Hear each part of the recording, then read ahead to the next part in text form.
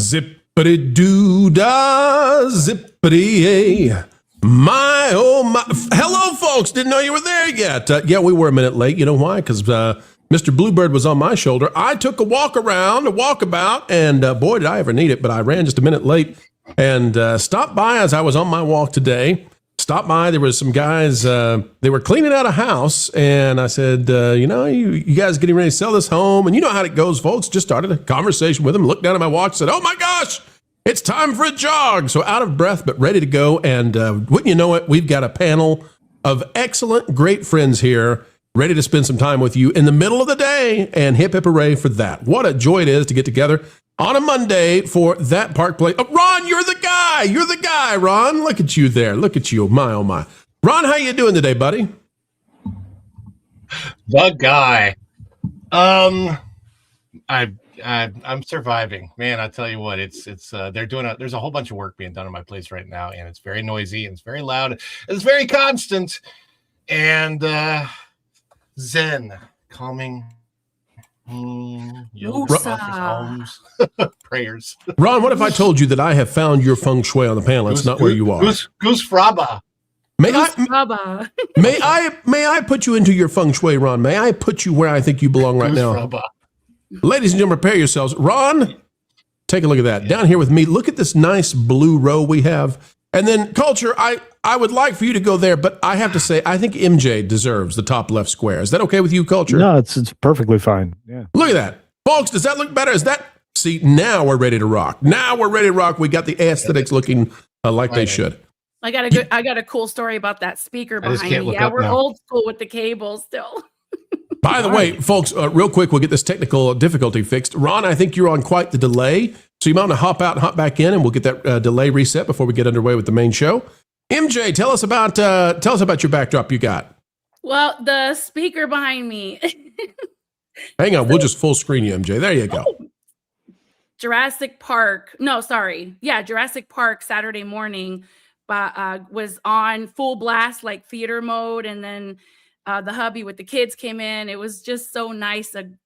What a great Valentine's Day. They put all my favorite movies on. We had a great day. That's for the speaker there. Yes. Very, very cool. That's the way. We like it. Yes. Folks, let me tell you about what we got. Let me tell you what we got. Culture, you know what we got? We got some brand new emojis. Oh. Folks, take a look. If you're a member of the channel, we have uploaded a ton of new emojis. And, oh, man, who put this in here? It's Christmas. It's Wilton. Who put Wilton in the emoji list? No. Why? Don't you think Wilton put Wilton in the emoji? Probably so. Probably so. All right, well, let's get to, let's see, we've got 2 super chats we need to get to before we ever even start. And Ron hopefully will be right back. He's resetting his internet so that we get that delay fixed. Mr. Neem21 has become a YouTube member. Happy to have you. And nice cat photo. You know, that cat looks like my cat. So there you go. You got a cat that looks just like mine. I bet that is an orange tabby. I'm going to bet. You tell me, Mr. Neem, if I've got that wrong. But yeah, very cool. Very cool. And then we've got Kalioth, 2456 for $5. Pro was strolling through the briar patch and ran into a Target baby. Yeah, we definitely didn't run into the other kind of baby. I hear Brer Rabbit is a good thumbnail emoji. Yeah, and which one was it? Culture, was it the Disneyland version of Splash Mountain that they turned the baby into a made of honey, and they tried that? Was that what they did? Somewhere they tried to change it into something that was less offensive. Yeah, I can't for the life of me remember. The problem is it gets so muddled up. The more you travel between the parks, the more. And I'm old, so let's just say it. Easy now, easy. You're not old. By the way, Mr. Neem, the cat I have, you say yours is a 14-year-old orange tabby. Oh. Mine, his name is Finnick. So let us know what yours is, what the name is. That'd be cool. By the way, I'll tell you this: when it comes to remembering back to those stories, like with Song of the South, can I just tell you that when I was a kid and the T baby came up, I had no idea that had anything to do with racism. I had no idea. Never even occurred to me when I was a kid. Don't you have to be trained to be racist? Isn't that in theory? You know, if you go to a nursery at a church or a preschool or wherever, and you walk by and there's kids of all backgrounds playing, I think you'll come to that conclusion. Culture. I think we want to be friends, and darn it, there's just some people out there who try to stop us from all being friends. But you know what? We'll get the win anyway. Mm-hmm. Where is this Ron guy at? I have patterned on now long enough. Ron, what are you doing out there? Let me ask him how long he's got. How long do you have, Ron? Get back on. That rhymed. I became a grandma to a dog. I don't know if you guys can see this. Look at that puppers there. Look at that puppers. That's my new grand dog, and her name is Alaska. Very cool. Great name, too. Yeah, they picked a good name for her. Mm-hmm. Hey, Ron. Hey, Ron. Yes. You're back again. Hello. You know what? I have never seen anybody do that before. I've never seen anybody actually throw their voice to make us think that we're having a technical difficulty. Ron, you are a man of many talents, sir. Yes. I learned it from being in all the Chinese films I was in. This man. Have you had coffee today?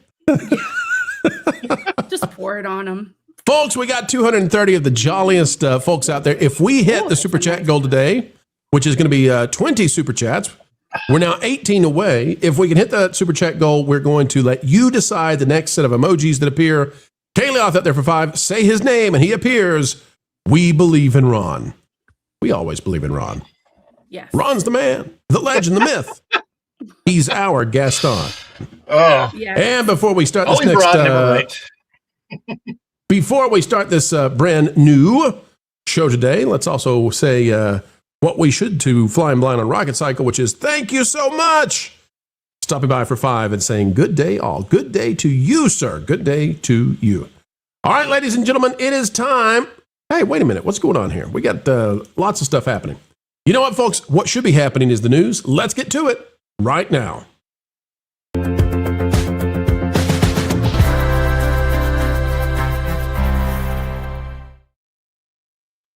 The Walt Disney Company is preparing for an AI war that could stretch on for many years and possibly more. Business Insider has this by Lauren Edmonds. Lawsuits or billion-dollar deals, how Disney picks its AI copyright battles. That's right, Mickey Mouse. There's going to be a big battle, and Beijing is going to be involved. Let's talk about it. Disney's IP is under siege by the AI industry's ask for forgiveness, not permissions culture. Disney sent a cease and desist to ByteDance, saying it hijacked its characters with Seedance 2.0. Have you all seen these new videos of Seedance 2.0, Tom Cruise versus Brad Pitt and Captain America versus Luke Skywalker? Very impressive stuff, but seems like Hollywood is freaking out about it. When OpenAI's Sora was used to create Disney characters, however, the House of Mouse struck a deal. It says, no, Disney did not release footage of a never-before-seen fight sequence between Marvel's Wolverine and Thanos. That clip, which has amassed over 142,000 views on X over just 48 hours, was created using Seedance 2, an AI video gen model that ByteDance debuted last week. The tool created a buzz on social media where one user made a hyper-realistic AI video of Tom Cruise and Brad Pitt fighting, and I'm going to clarify this because they worded this so poorly that one must wonder about them. They're fighting over the top of a perhaps deceased Upstein.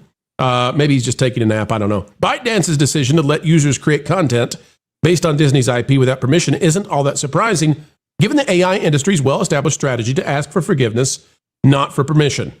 Now, what is very obvious to me, but maybe not to Business Insider, is this. On Friday, the entertainment company sent ByteDance, the Chinese company that owns Seedance and TikTok, a cease and desist letter, a source familiar with the matter confirmed for Business Insider. It's a Chinese company. And Chinese companies are not going to be interested in working on these copyright deals or IPs, and that's why Hollywood is screwed, including Disney. I'm sorry to let them know. Because as long as they fight this, China is going to just blister them by using their brands and caring not one whit about them. Now, the lucky thing for Disney is this time, ByteDance also owns TikTok, and ByteDance and TikTok need to work out a deal with the U.S. And that means that at this one time, they got an acquiesce out of a Chinese company. This is just breaking out of The Guardian. It says TikTok creator ByteDance vows to curb AI video tool after Disney threat. Videos created by the new CDance 2.0 generator go viral, including one of Tom Cruise and Brad Pitt fighting. Folks, we don't have to read the article. You just know it. Disney sent a cease and desist, and ByteDance has agreed to try to stop the Disney characters from appearing and all this stuff. But the bottom line is this. A Chinese company that's not working on a big deal with America is going to do the same thing soon, and they're not going to say, oh, I'm sorry, Disney, because the copyrights just don't work the same. The laws are different. And that means as long as that exists, people are going to be making videos featuring all kinds of characters from all over the world, and Hollywood's going to have to get their gear, their rear in gear to figure out what to do with this, because culture, it now appears by the end of the year easily, maybe by the halfway point, maybe by June, July, people are going to be making Hollywood level stuff, and you're going to have full scenes by the end of the year, maybe full movies that just amazing and incredible.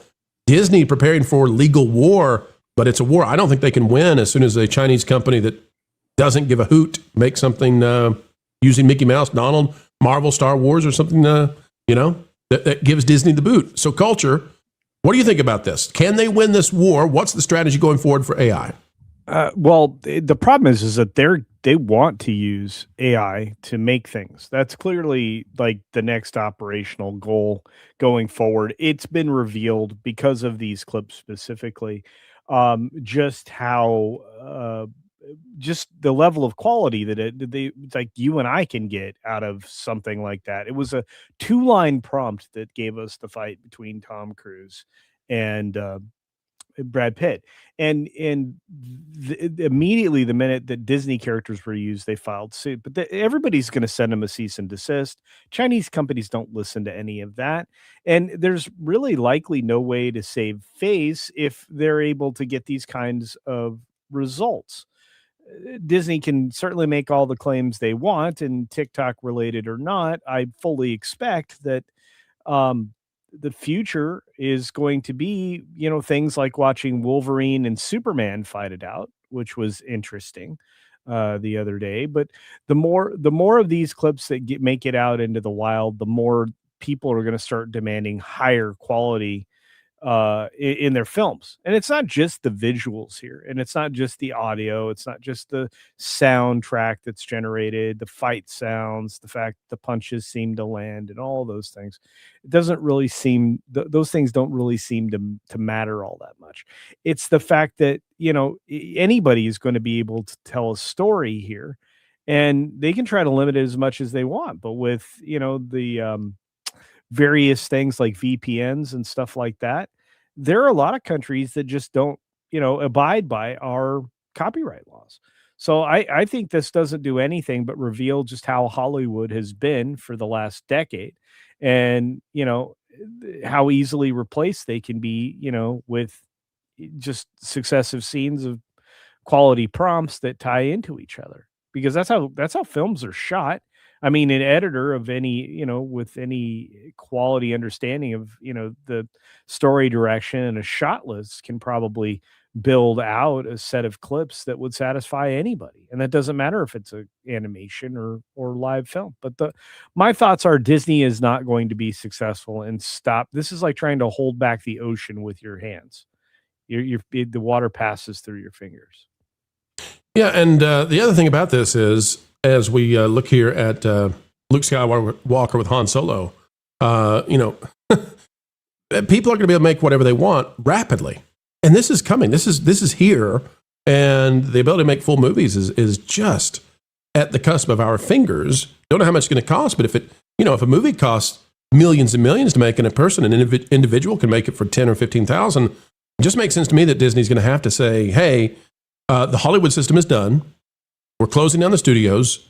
We're going to democratize this. You all make what you want, and then we're going to take the royalties off of the stuff you make. So if you make a really a Star Wars movie that people love, we're going to take 10, 15% of that, 50% of that. I don't know what the total is, but MJ, all the values in the brands now, it's all about, Disney owns Mickey Mouse. They own all, they Star Wars, Marvel. Disney's in a great spot.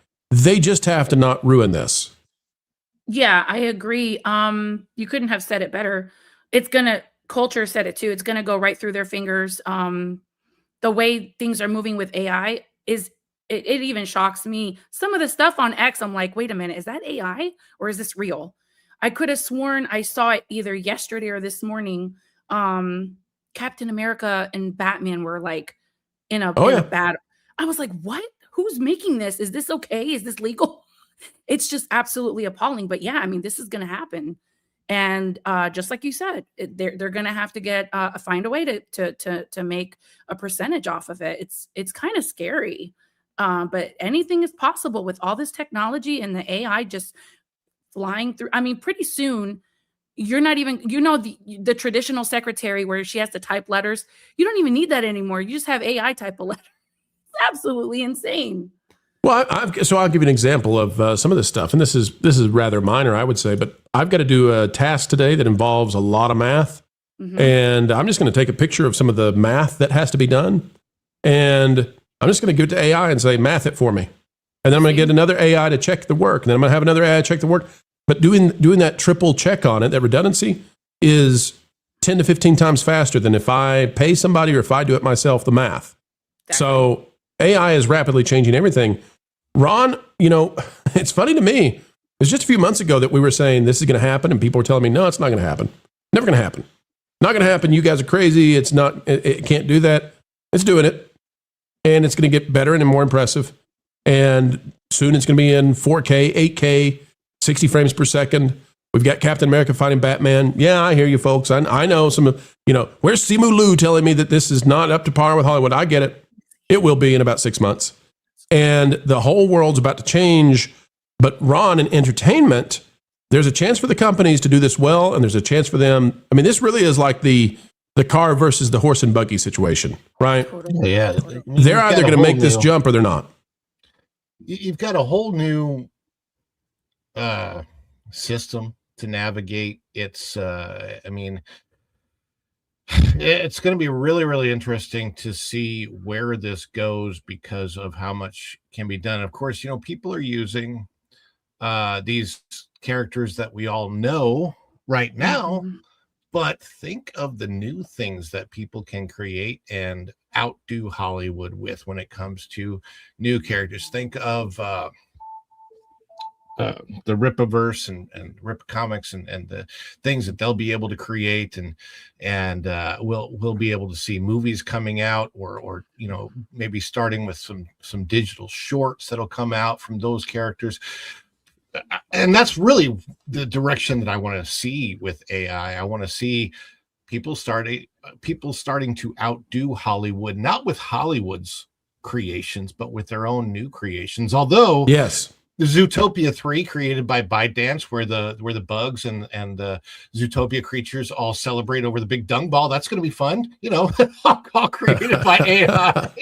But Ron, isn't it funny though, Ron, that it was like 6 months ago we were telling people this is going to happen, and the vast majority said no, it's not. It's not going to happen, and here it is. And I guess a year ago, if I had said Toy Story 5 will be the last Disney animated movie that comes out, that you can't just make a movie like that, it'll be the last one. I think now we're at the point where people are not laughing about that anymore. I think we're at the point where they're like, you know what, bro?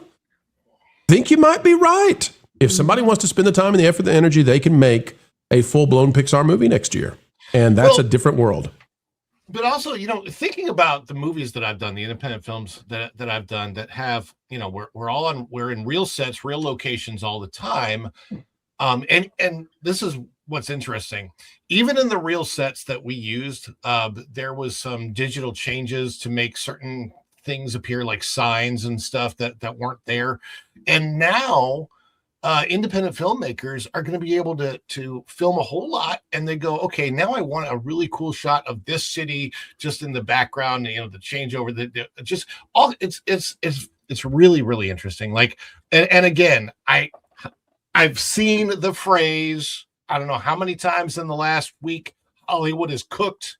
Yeah, I mean, absolutely. And Hollywood is no longer needed. And those people, those celebrities, those filmmakers, yes, we still need filmmakers. We still need actors. We don't need the Hollywood system, though. And that's Is that like a personal attack or something? Wrong. Yes. Going at the brain like that. Wasn't it just January of last year we lost the Walt Disney Company lost the rights to Steamboat Willie, right? I mean, anyone did, yeah. So after having it for 100 years, so things are going to expire. And how long has DC Comics and Marvel and all that stuff? How long is that? How old is that? Do you guys know? Well, all these will start rolling out. I think Superman just hit it. But yeah, DC is going to be the next one. You're going to slowly see the trilogy from DC fall into that category. You're going to slowly see some of these Marvel characters. I mean, the biggest loss for Disney / Sony will be Spider-Man. Yeah. So, you know, and I mean, there's other characters they can use now. Like, correct me if I'm wrong, but maybe it's not the Phantom, but it's something from that era. The noir era of early comics that from early pulp that's going to fall into public domain. No, you're 100% right. But see, here's the thing, and this is where I'm with Ron and others. I like the idea of Garden Man, you know, becoming the new superhero. Yeah, totally. I know why you like that, because you are Guarded Man. But anyway, the trick they're going to use, MJ, to answer that question is Disney is going to say that Steamboat Willie is not Mickey Mouse. They're going to say that, you know, there are new versions of Mickey Mouse, and they own all those new versions. Every time there's a new iteration, that's a new Mickey, and that's a new copyright 100-year rollover.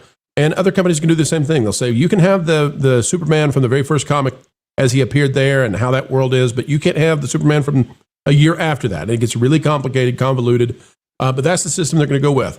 Now, folks, if you're asking, guys, why didn't you play the video so we can see what the heck you're talking about? Why did we get still shots of Thor stepping in to save Captain America from Batman? Because this is the wild, wild west on YouTube right now. YouTube doesn't even know what to do with these things. We don't know what to do with these things. There are channels being taken down for playing these things, and we'll be very careful not to play these things. I wish we could. I think that under fair use and not even fair use, these can't be copyrighted. But I think under just the fact we need to show you, we should be playing them. But we also don't want our channels to be taken down and deleted automatically, and that's not a good time. So just know you can go find all of this. Disney's in a race, in a war to try to stop it. So is Hollywood.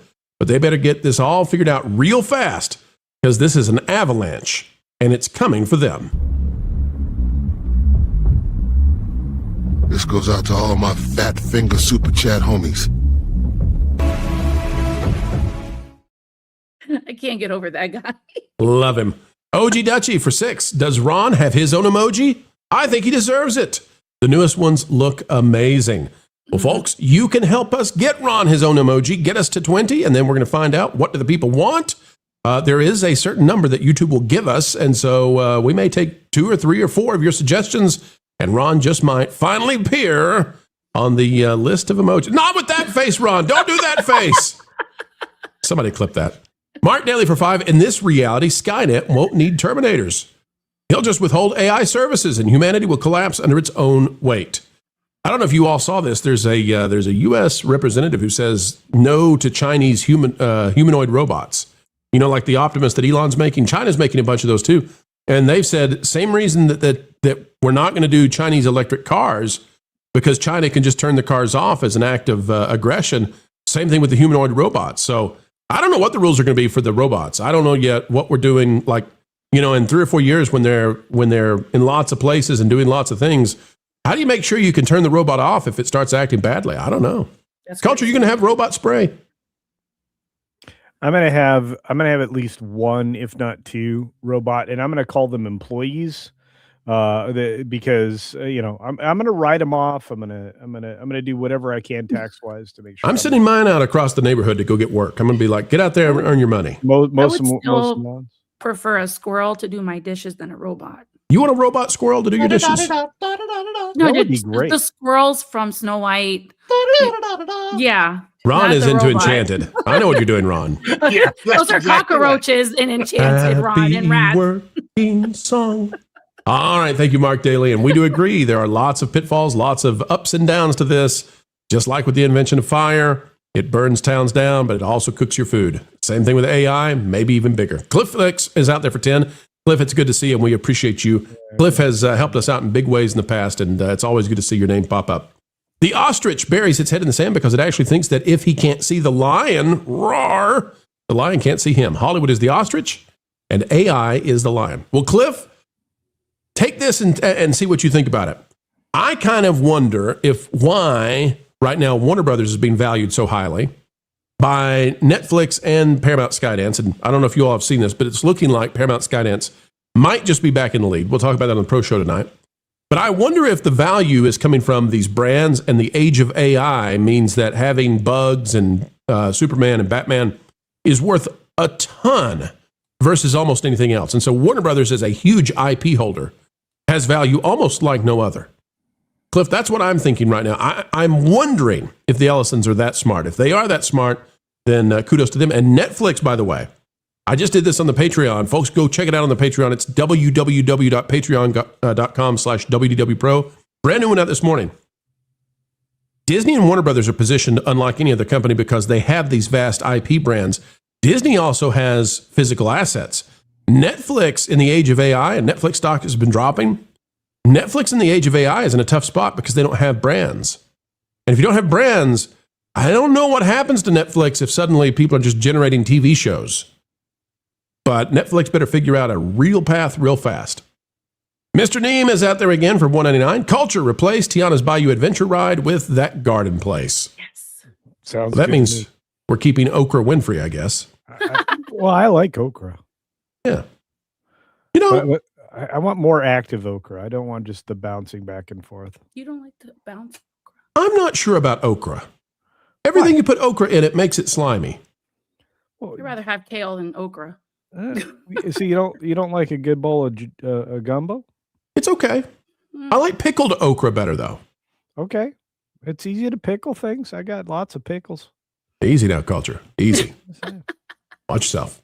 I'm just saying. IRA specialist for $4.99. Big Hollywood will be destroyed by AI. But true creativity cannot be replicated by a computer. Independent creators have a new tool. Hashtag The Garden Man. There you go. Yeah, man. What a great original character. I remember 10, 15 years ago, there would be people with big dreams of making like films, and they would start with like short films and things like that. Now is your time to shine. Do it, write it, put it down. Tomorrow's not promised. Get it done. And people will gravitate towards it if it's good quality. There's a great, big, beautiful tomorrow making all your AI content shine. And some people out there just had a shiver go up their spine like, ew, I don't want that. That's a gross future. Picture his big eyes like, "Ugh." There's a great, big, beautiful tomorrow. Bruce Newhouse, a member for 2 months. The only way to fight AI is with AI. This is what Elon decided. This is what I decided. And I know some out there have been a little bit critical of us for using AI, but I realized I did not want to be on the sideline. I didn't want to be a Luddite. I didn't see any way that this was going to stop or slow down. It's going to accelerate. And I said, you know what? I can either be engaged with it and using it for the best way possible, or I can be on the, wish we had kind of side where we say everybody else left us in the dust. Thank you, Bruce Newhouse. And finally, Flying Blind on a rocket cycle for $4.99. AI of the, Flying Blind, we've just been talking about the proper use of AI, and here you come with a definitely not proper use. AI of the Tuft battling Thanos on the Death Star. Let's do it. Flying Blind, what are you trying to do to us here? Okay, you want to get that made illegal fast? You trying to get Congress up against us? Is that what you're doing? Get Wilton and the Tuft involved with this. That'll happen. By the way, folks, I have had an idea, and I don't know what to think about it. Some say we should do it. Some say we should not. You all need to tell me in the chat. I've been thinking about poor little Wilton. Ron, do you remember poor little Wilton? Poor little Wilton. Yes. Poor little Wilton is, I found out, he is without, Ron. Did you know this? Without what? Glad you asked. Ron, Wilton got no legs. Oh. He got no legs, Ron. Wilton got no legs. And I've been thinking about, given how much fun we had with the Wiltonathon, what if we did something to get Wilton his legs? Would that not be beautiful, Ron? As long as he's wearing pants, sure. Good evening, ladies and gents. The most special, the specialist of nights is here. The Wilton-a-thon! Jonas and... They don't know what the f*** they're doing. Do you understand that? I don't know agree. what the Walt they're doing. They don't know what the Walt they're doing, but we might give it back to Wilton, and we might try to raise the funds to give Wilton his legs. Make it Walt again. I love it. Yeah. All right, folks, let's dive into the next news item. It's going to be a lot of fun. And why? Because we're never done covering what matters right here on That Park Place.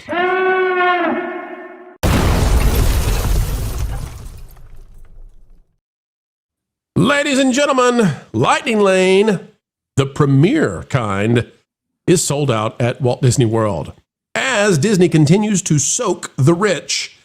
And we'll tell you whether you should be doing the same. This is by Gavin Doyle. It's out of Mickey Visit. Disney World's most expensive Lightning Lane option sells out completely for a week. For a week, holiday weeks can be among the most popular and most expensive times of the year to visit Walt Disney World. Both high demand and high cost are currently at play as the priciest version of Disney's service for accessing shorter wait times sold out ahead of an upcoming holiday weekend. Hold the phone. Look at that sentence. Geez Louise, man. Use a comma, use a colon. This news, that's what, never mind. Had a joke, not going to make it about colons. This news reinforces the importance of being strategic when selecting Walt Disney World vacation dates. But I'm here to tell you, folks, you know, President's Day is not what I would consider prime time for Disney. They're just selling this out all the time now. Look at this, out of thatparkplace.com by Cham Lee, $400 plus. This is how much people are paying extra per day. Lightning Lane Premier Pass sold out for a full week at Walt Disney World. It says Premier Pass at Magic Kingdom sold out for 7 consecutive days, February 12th through the 18th. This coincides with the peak travel period between Valentine's Day and President's Day. But again, ladies and gentlemen, I'm here to tell you, that has never been a peak to me. I've never said, oh, you better watch out. You better not go to Disney between Valentine's and President's Day. February is real popular right there. No! On those dates, the listed price reached as high as $450 per person before the pass became unavailable.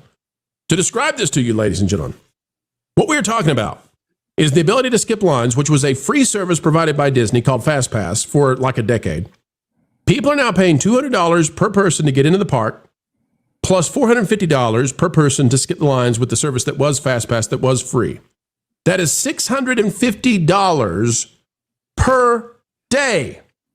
$650 per day. That is $2,600 for a family of 4. That's Now, insane. average people cannot afford that, obviously. But they're selling out of this. And the reason they're selling out of this is because rich families from Europe and from distant places in the U.S., not locals, they're coming to Disney and they're like, you know what? I'm only coming here once for my kid, growing up. This is a once a decade, once a generation thing, and we'll spend whatever it takes. And they don't know, guys. They don't know that you can ride these rides without spending these crazy costs. This is listen. On the one hand, I am amazed, and this is a business genius level move by Disney, because Totally. they are soaking the rich. None of these people have to pay this, and yet they're paying it to the point it's selling out. And on the other hand, I'm disgusted by it. It's kind of like loot boxes from video games for kids, right? Because on the one hand, it's a genius business move. On the other hand, it's so scuzzy, it makes you want to go take a shower. The fact that Disney offered this for free, and the fact that it actually damages the experience, I believe, of other people in the parks. Ron, I'm going to go to you first on this.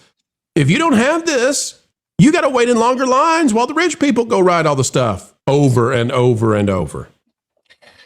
I have an even bigger problem with the way that they do it, is the fact that you have these basically three levels of line waiting after you have paid your entry fee to the park. You've got Premier Lightning Lanes, which can cost up to $450 per person per day for the Magic Kingdom, in addition to the $200 you already paid to get in. The highest day, I think, is $209, and that would fall in line with those being the same days that you're paying $450 per person. So now you're up to $660 per person to get into the park and be guaranteed to ride all the rides. That's a huge amount of money. On top of that, when you do pay all that extra money, you're put into a line with people that are paying the the multi-pass or whatever it's called, which is only about $40 per person per day. And those people are still, they're paying for something, but they don't get access to necessarily every ride, and then they got to be on their phones, and they got to they got to program them into their day. But you're still in line with those people that are paying less. And then you have the standby line, which, for the cast members that are controlling that, like, how many people do I let through from this called lightning lane thing now and versus standby, and what does that actually do to the real wait times and everything else? It's so convoluted. If they only had the premier lightning lane and they really, really limited it so that if you paid that $450, you were virtually guaranteed to to not have to wait over, say, 10 minutes to get on the ride, when the line is an hour and a half long, then it might be worth it for just that. And I think there's another company across town that kind of does it that way. Yes, absolutely. But MJ, they have done a phenomenal job of soaking the rich. It's and insane. then because non-Floridians can no longer afford to go to Disney, and this is true, they can't afford it. I mean, we're talking about $1,000 per day for a family of 4 to go to Disney. And that's before we even talk about the fact that now you can't ride the rides because the rich people are riding the rides in front of you. MJ, they've done a phenomenal job of getting the ultra elites to stop by, soaking them, and then filling in the rest of the park with locals at exceedingly low costs to make it seem like the park is full, so that the whales will then have to feel like they have to pay the money. It's a strategy, and they're buying it, eating it, and everything. It's. I'm looking at the wait times live, and the average in the Magic Kingdom currently is like 25 to 30 minutes at most. But it's sold out right now, MJ. They're paying $600 ticket plus the Lightning Lane premiere. Hold that back up again, MJ. They're paying $600 to skip 15 10-minute lines because they don't know better, because they're the world's global ultra elite rich. But you know what? A silly person and their money are quickly separated, eh? Tiana's is 25 minutes. People Mover is 20. It's 20 minutes to meet Mickey Mouse in the Main Street area.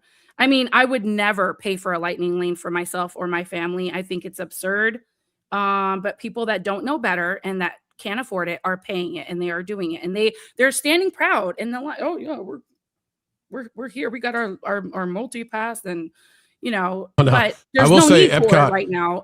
Epcot, if you're at Epcot, it's crazy crowded today. Epcot is an 8 out of 10. My gosh, I would not want to be there today. 8 out of 10 is getting into ridiculous levels. I do not want to be at Epcot for an 8 out of 10. But Hollywood Studios is a 7 out of 10, and Animal Kingdom is an 8 out of 10. It's only Magic Kingdom that's really just, average. Mm-hmm. But they are crowded today. But folks, if you're wondering, why do I have to wait 90 minutes for Navi River Journey, which is basically a poor man's Temu, It's a Small World? Why do I have to wait more than 2 hours for Avatar Flight of Passage? Because the rich people are riding it because they paid $600. Right. But analyze what that means. That the crowd sizes are disproportionate to the offerings.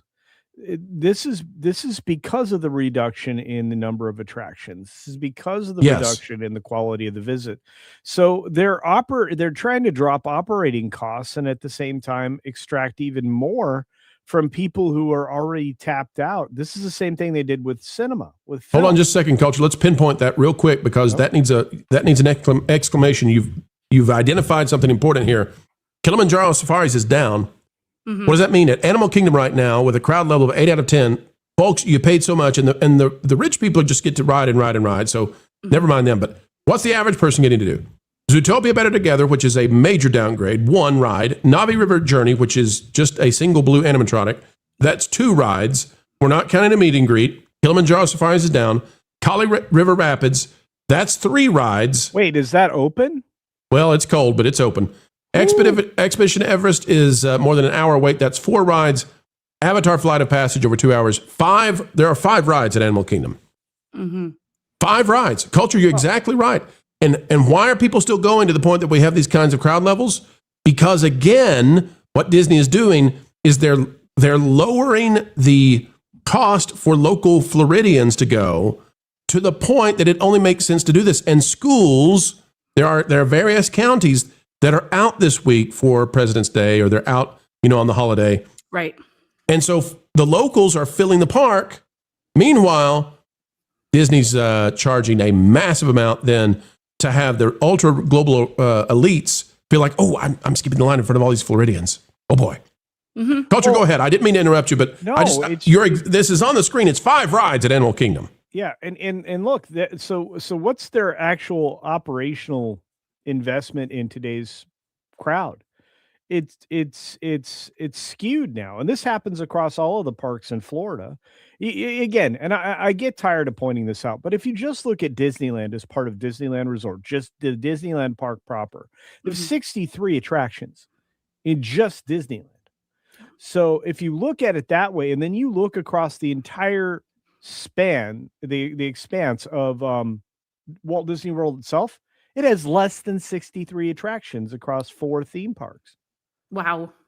So where's the value? Well, the value for Disney is in removing even more operations, less people to run operations.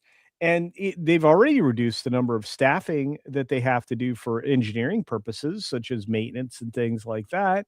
I don't even know what third shift looks like anymore at Disney World. How many people are still left there doing the cleanup and the reset for the day? Because I've witnessed people in the second shift, like right as parks close was happening, kind of rebuilding the store for the following day. So there's a huge shift in the attitude that happened, believe it or not, even before Chapek was put in positions in the parks. Is this why Eisner is taking shots at the current modern Disney? One of many reasons, and he's not wrong. And again, this is something that they're going to pay the price for, just like they did in cinema, because at some point consumers just go, enough is enough. I'm being taken advantage of. I'm not getting any value for my money. And we've talked at length, Pro, you and I and Jonas and other people who've been very invested in the parks. We've talked at length about the removal of the perks, the extra value that used to be there. But they don't care, Culture. It's not for us anymore. Clearly.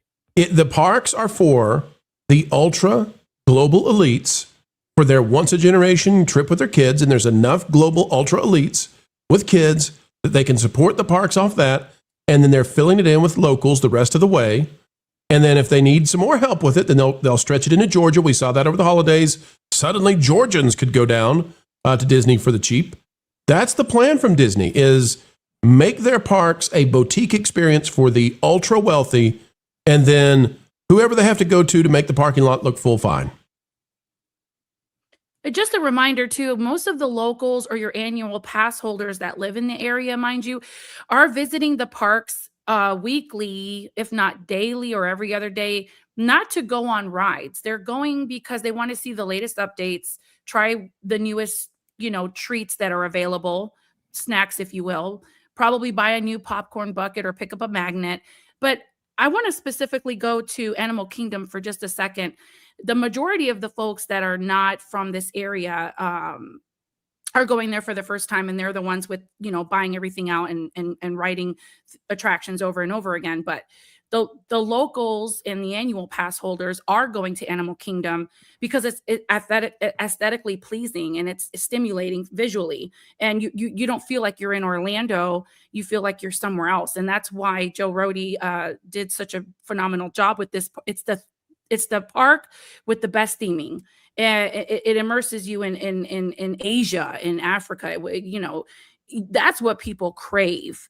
That's why I think Animal Kingdom specifically continues to be as busy as it is. That's just my opinion. Oh, no doubt about it. It's totally immersive. It's unlike anything else. Yeah. But Disney needs to invest in these parks. 5 rides at Animal Kingdom is not enough. Needs to have 20. I'm sorry. Encanto plus 1 more is not going to do it. It's 3 they're putting over there. One of them is just being replaced, though, Dinosaur. They need to have 20 rides, 20 things to do. They need to have more animal exhibits. Hollywood Studios needs to have 20 things to do. There's no reason that World Showcase, we don't have a double-decker merry-go-round carousel in the World Showcase. Let's go. Put the stuff in there. Disney doesn't want to do that, though, because they're not interested any longer in making people say, I got to go to Disney. Yeah. They're interested in the global elite saying, oh, man, we got to go to Disney. Let's spend on the kid. We got lots to spend.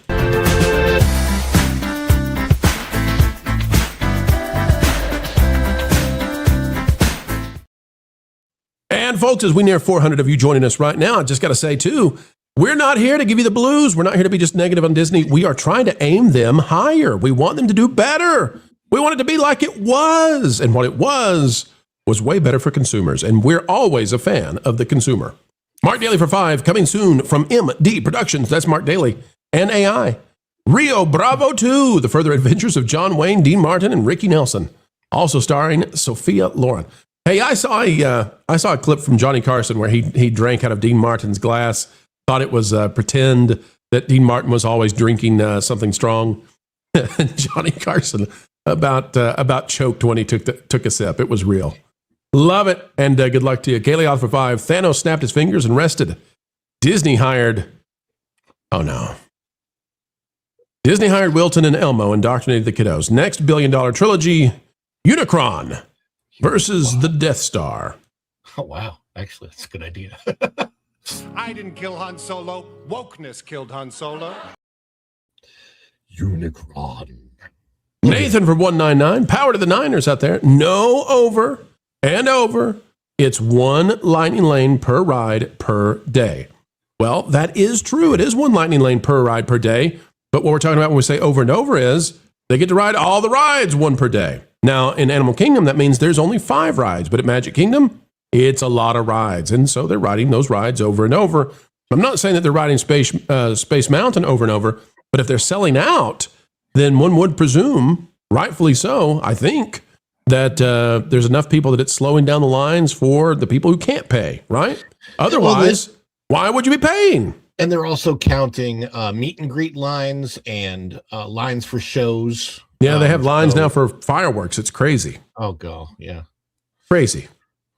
Going to Cliff Lakes, but well said, Nathan. Cliff Lakes for 5. Who determines how many trains, logs, and trucks are allowed daily on attraction tracks each day? Who determines predicted daily line and wait times? This is an interesting question because this has come up before. Culture, I don't know if you brought it up before, but this has come up where people have said, you know, there are times that it seems odd that they're only running one line on Space Mountain, or it seems odd when there should not be empty logs on Tiana's and there are.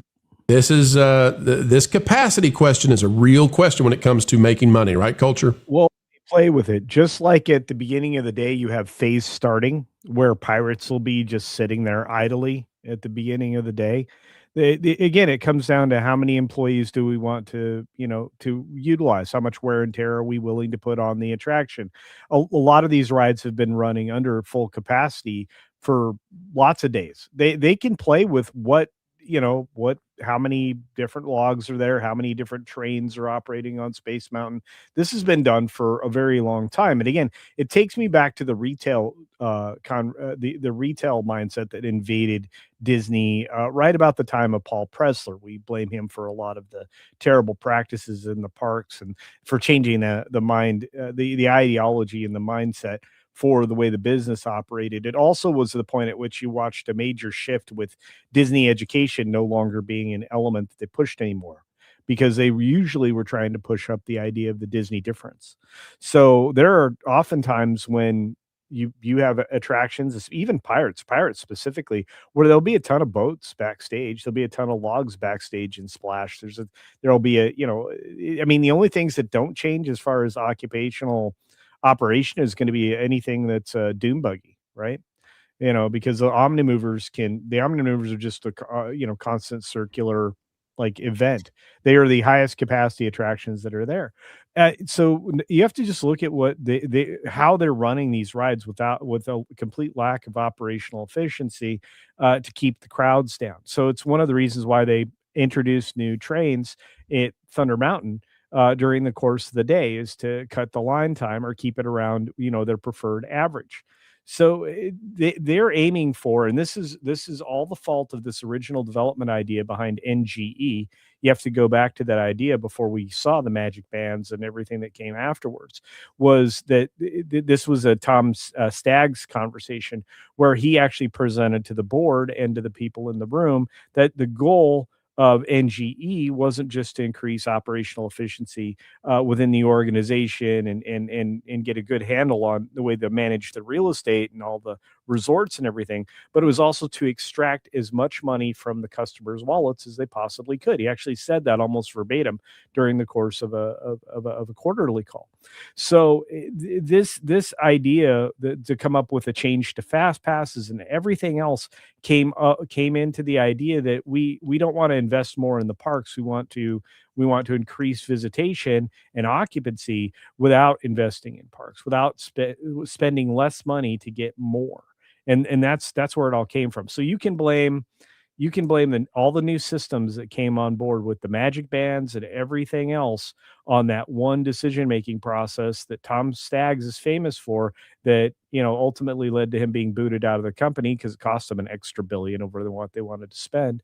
But that's when it started. Anyway, that's a long explanation to get to the fact that they make more money by restricting access and making it feel like, and creating this magical word or set of words, artificial scarcity. That's right. And what they decided was the way to make artificial scarcity was to not do anything that increases capacity. So that's why whenever they make a new ride, an old ride must die, even if you love it, because anything that would actually increase true capacity decreases the feeling of scarcity, and the scarcity is what's driving the whales to spend massively. Let me read this one, Culture. We'll get you back in. Sure. Right. Ellie Bird for 5. All of the rich Europeans are coming to celebrate President's Day. They just don't want to share space with us mansionless people. Sorry, unmansioned. Ellie Bird, this is a great comment because it gives me a chance to explain this.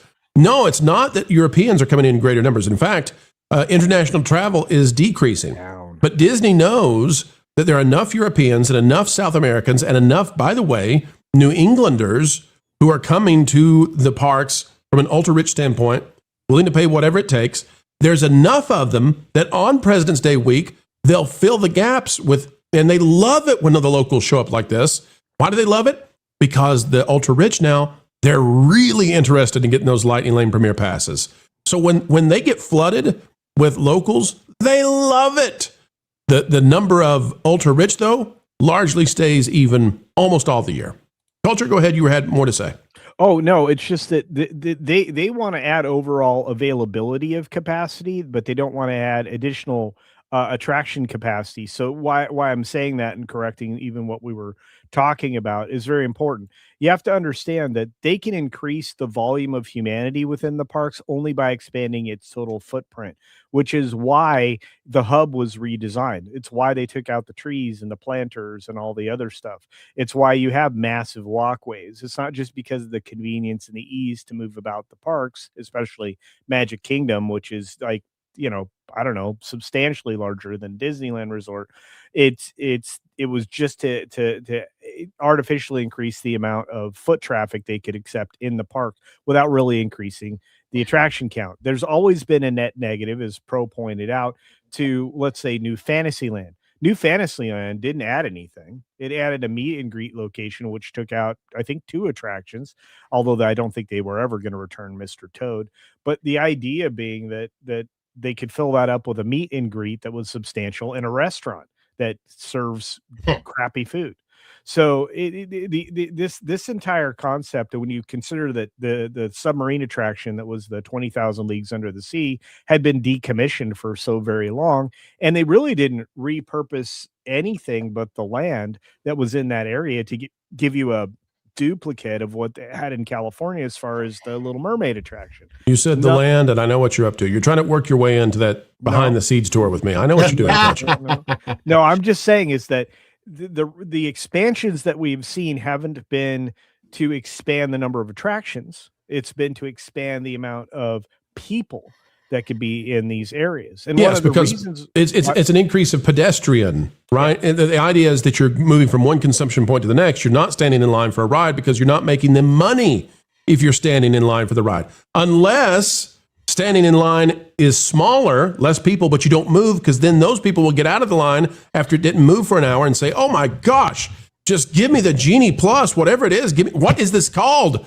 Quick, give it to me. It looked like it was 10 minutes and we didn't move.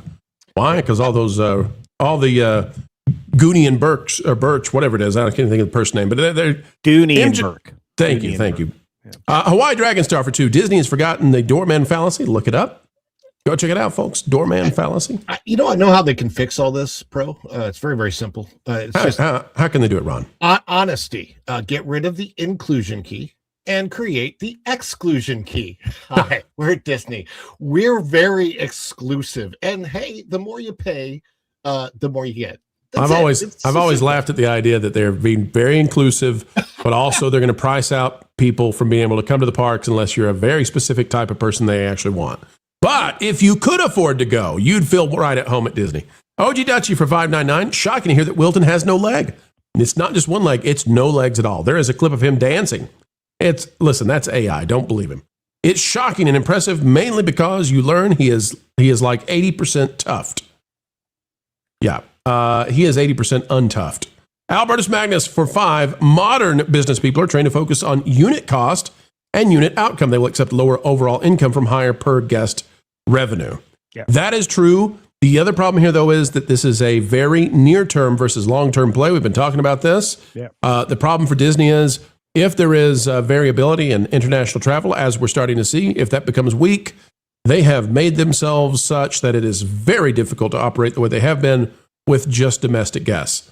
Drew Tipton for $199. Zootopia Park in Florida, please.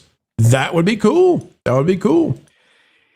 Maybe Hollywood Studios if they didn't lock themselves in.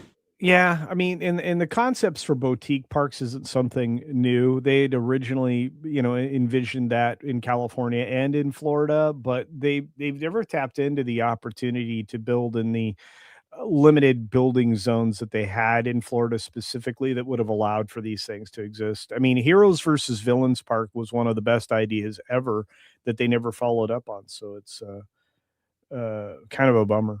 There you go. Albertus Magnus for $5. I have seen companies spend more overall to save on a lower hourly rate. It's short-sighted. It's stupid. It's so stupid. Sorry, UHF. It's what is taught at schools of busyness.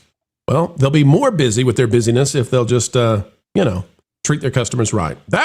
Listen, I'm going to tell you right now, from Carnegie to now, it did not change. Treat your customers right. Make people feel like VIPs, and they'll keep coming back and back and back, and they'll spend their money. Christian Corralejo out there for $5. If Disney is now catering to the ultra elites, why don't the ultra elites demand a better experience from the Disney parks if they're paying so much? Phenomenal question, and here's why. Because it's only about their kid getting a picture in front of Cinderella Castle. It's more about the meet and greets, photo ops, and they don't know better. Yep, it's a once in a generation. It's built into the system. It's a cultural thing. I got to take my kid to Disney World. Yeah. They're going to do it once, and they're going to spend insane amounts of money because Disney has now made this such that they make it possible for them to spend insane amounts of money. We're not even talking about, folks, when we talk about the ultra rich and what they're spending inside the parks, this is just the tip of the iceberg. Disney is making hotel rooms available for $10,000 a night for these people. I mean, that is where the money is. And that hotel room, it's not much better than the hotel room you have for $400 a night at the All-Star Music or whatever. It's just on the water and you can't even see the castle. That's what's going on. We've got Christian Corralejo out there again for $5. Would Animal Kingdom get away with fewer rides if they had more animals? Yes, they would. I would, but there's no new animals as far as I know coming to Tropical Americas, the new expansion, right, MJ? Well, thanks to our friend Ron, who's here on the panel with us today, we are learning that the conservation station in the affection area in Rafiki's Planet Watch, we're going to have some new animals coming in from Australia. But I've been saying this, to go to Christian comment, I've been saying this forever. I wish the Tropical Americas would incorporate the Emperor's New Groove. It doesn't even have to be a ride. It could just be like an attraction or just have something from that film. And up. I mean, the Avenger is out there. That's all based down that way on that side of the world. And they could, if they put their minds to it and they really got creative, they could have done so much more with those two films, but not necessarily make it so IP driven. But instead, what we're having is Casita and Encanto, if you will, with a whole bunch of little kids drinking coffee. I don't really like that movie. Frankly, I'm starting to think maybe we should do an exhibit that's just about squirrels. Just squirrels, and more lots squirrels. of squirrels. Yeah, lots of I mean, the skills. songs did really well from that film. Everyone likes, we don't talk about Bruno. It sticks in your head. It's kind of like the Frozen film songs.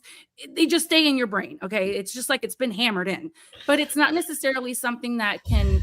The Emperor's New Groove, Up, they were just so well done. And maybe it was the actors that made it so perfect. I don't know. I always thought there should be a song called Squeak Squeak. Squeak Squeaker. Douglas Knott is out there for 2. Look at that squirrel. Wilton hits our disability checkbox. Yeah, he does. Go, Wilton, go. I didn't say that.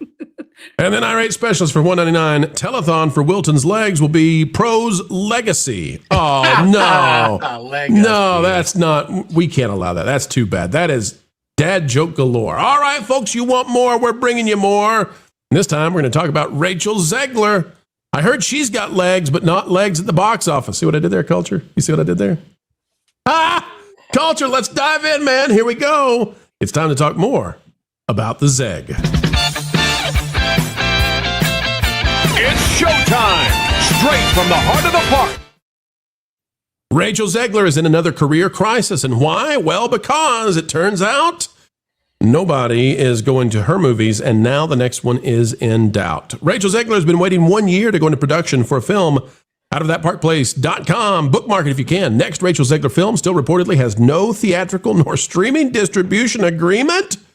Wait a minute, what? Oh my. Rachel Zegler's next feature film, She Gets It From Me, is headed into production without a confirmed distributor and with what appears to be a modest independent budget. The project, which will co-star Marissa Tomei and is directed by Julia von Hines, is structured as an independently financed character-driven dramedy, rather than a traditional studio-backed production. As of now, no major studio or streaming platform has acquired distribution rights for the film.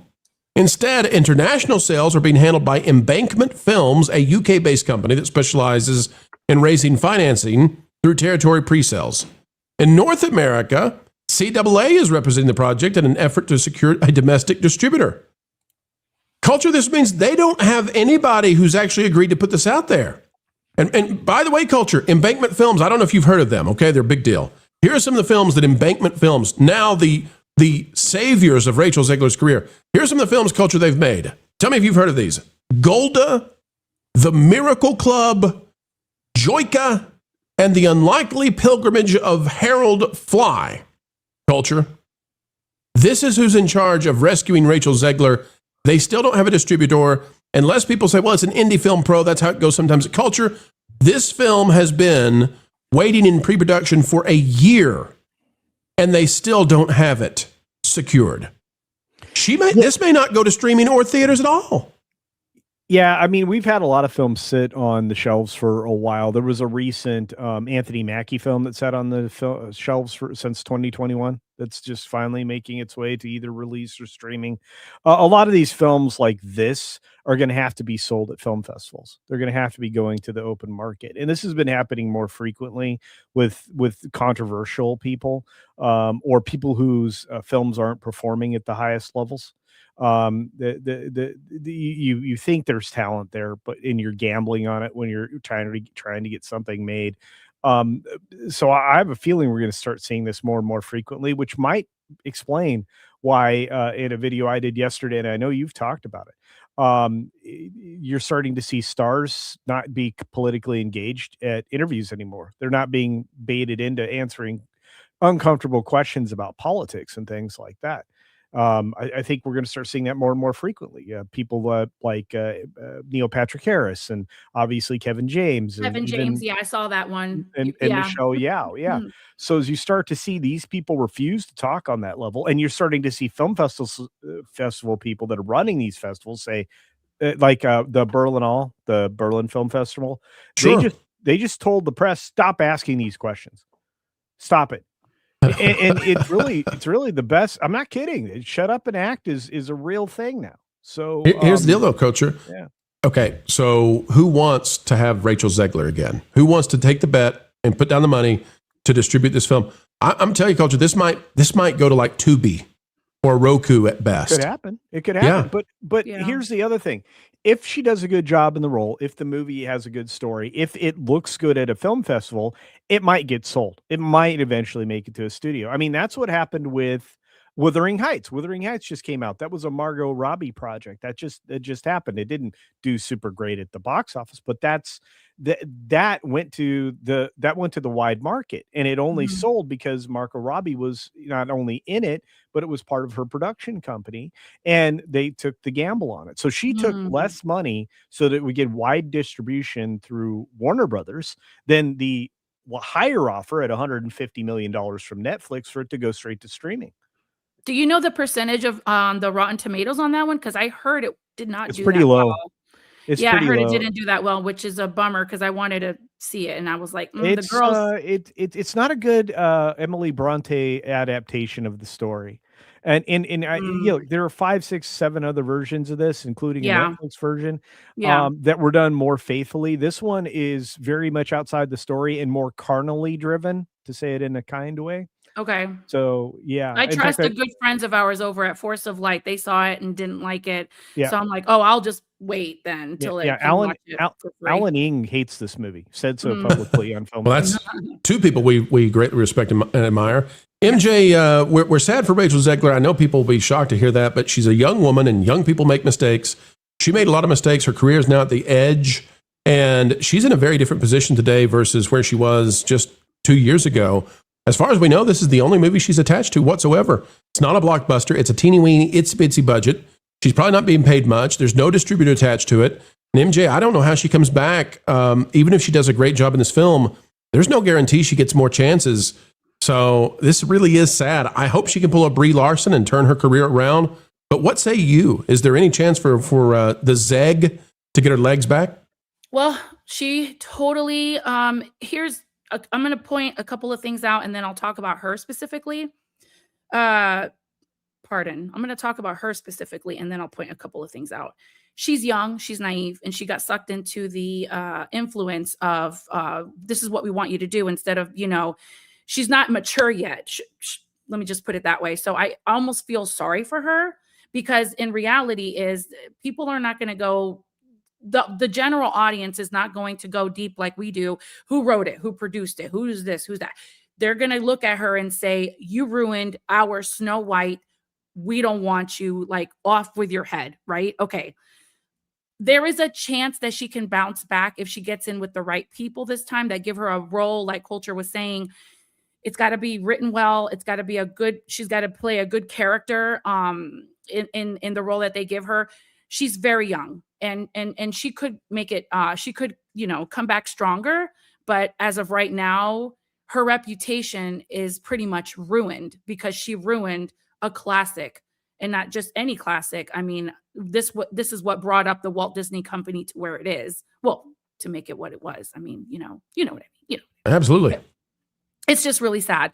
Young people get, sucked into this thing of like not being able to think for themselves. Everybody's thinking for them. Oh, let me chat GPG. I don't even know how to say it properly. Okay. You guys can laugh at me. Let me chat. Let me ask chat. Let me do this. Let me do that.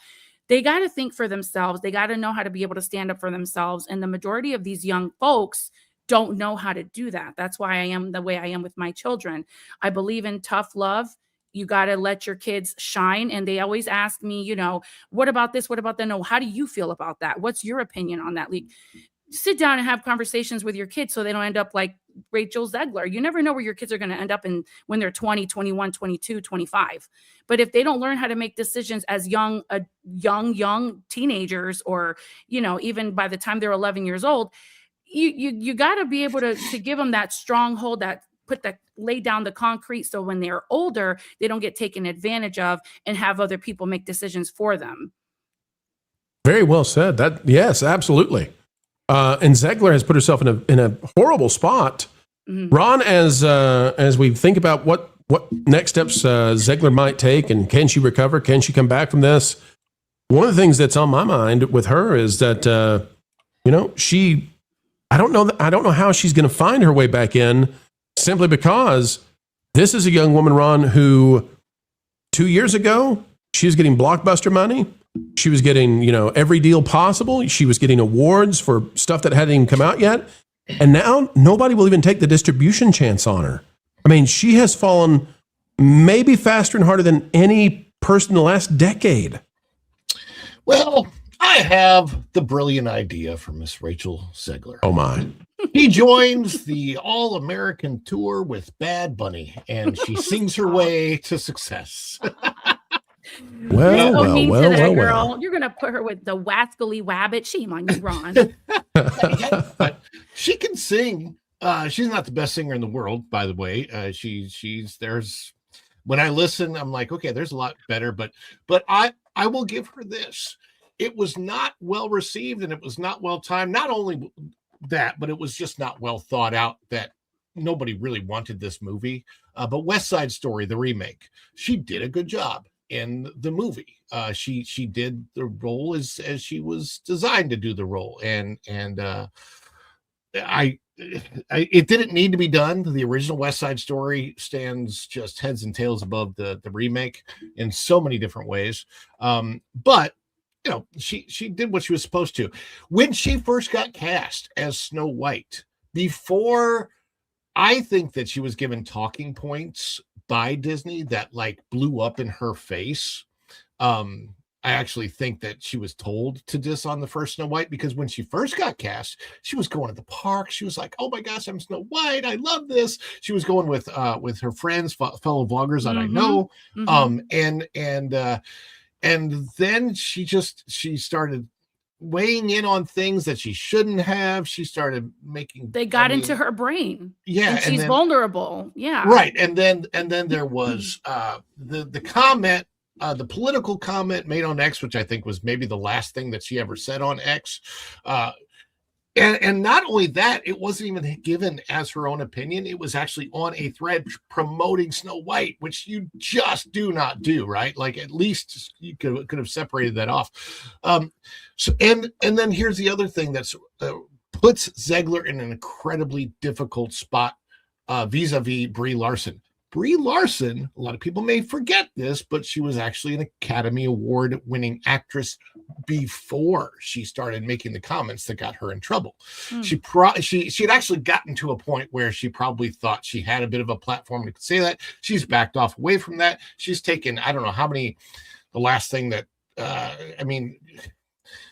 aside from the Marvels, which was horrible, but she kind of stepped back.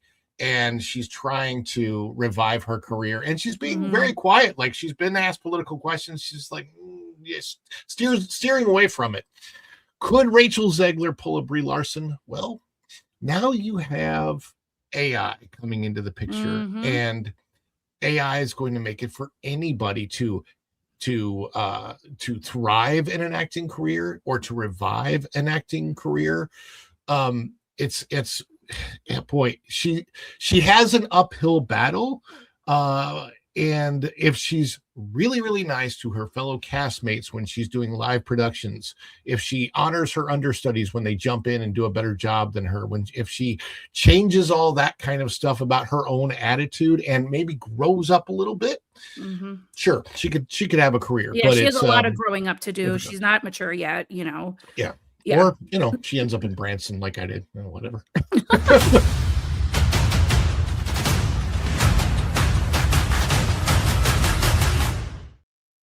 There's no better way to end that one, folks. Zegler to Branson. Ron, why do you hate Branson so? Why are you doing that to them? Don't send her there.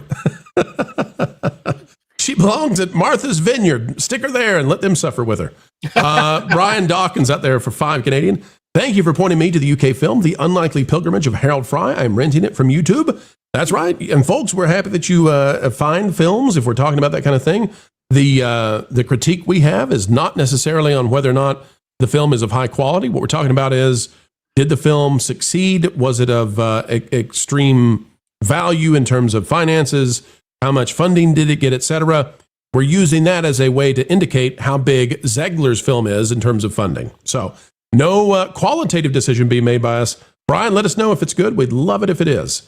Albertus Magnus for $5. Sometimes before age 60, Rachel Zegler will realize the error of her ways and apologize for her slanders, which will inspire a one-film retrospective of her career. She could be so lucky, right?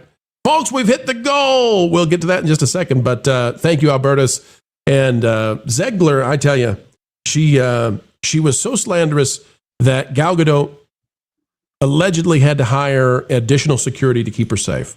That's something. That's unpleasant. All right, we've got Mark Daly out there for 5. Stop comparing Bad Bunny to Bugs Bunny. That's an insult to the far superior of the two cartoon characters. We wish that Bad Bunny had taken a wrong turn at Albuquerque. You see what I did there? See what I did? Yeah. And then Flying Blind on a Rocket Cycle, $4.99 for the Tuft emoji. Oh no, Ron. Is this going to be a battle for the Tuft versus Ron? Well, folks, we're going to have it going on because you all hit the goal. And that means that starting today, we'll have a post up on That Park Place Live, the community tab for you to vote and let us know what emojis you would like. And we'll add those to the show. We've got a lot of new emojis out there. We added them, and we'll get some more for you. Thank you again, folks, for helping us hit that goal. You're so phenomenal, so fantastic. And look at this. It doesn't stop. Wildman of Yavin for 5. I heard Pro started gaming again. Couldn't even invite us. Uh-oh. I've got an announcement about that tomorrow. Don't go anywhere. But yes, that game place has returned. And yes, you will be invited to play and have fun with us. Get ready. We've got a new community edition coming for the offerings of everything that we do. Announcement tomorrow. We'll tell you about it then.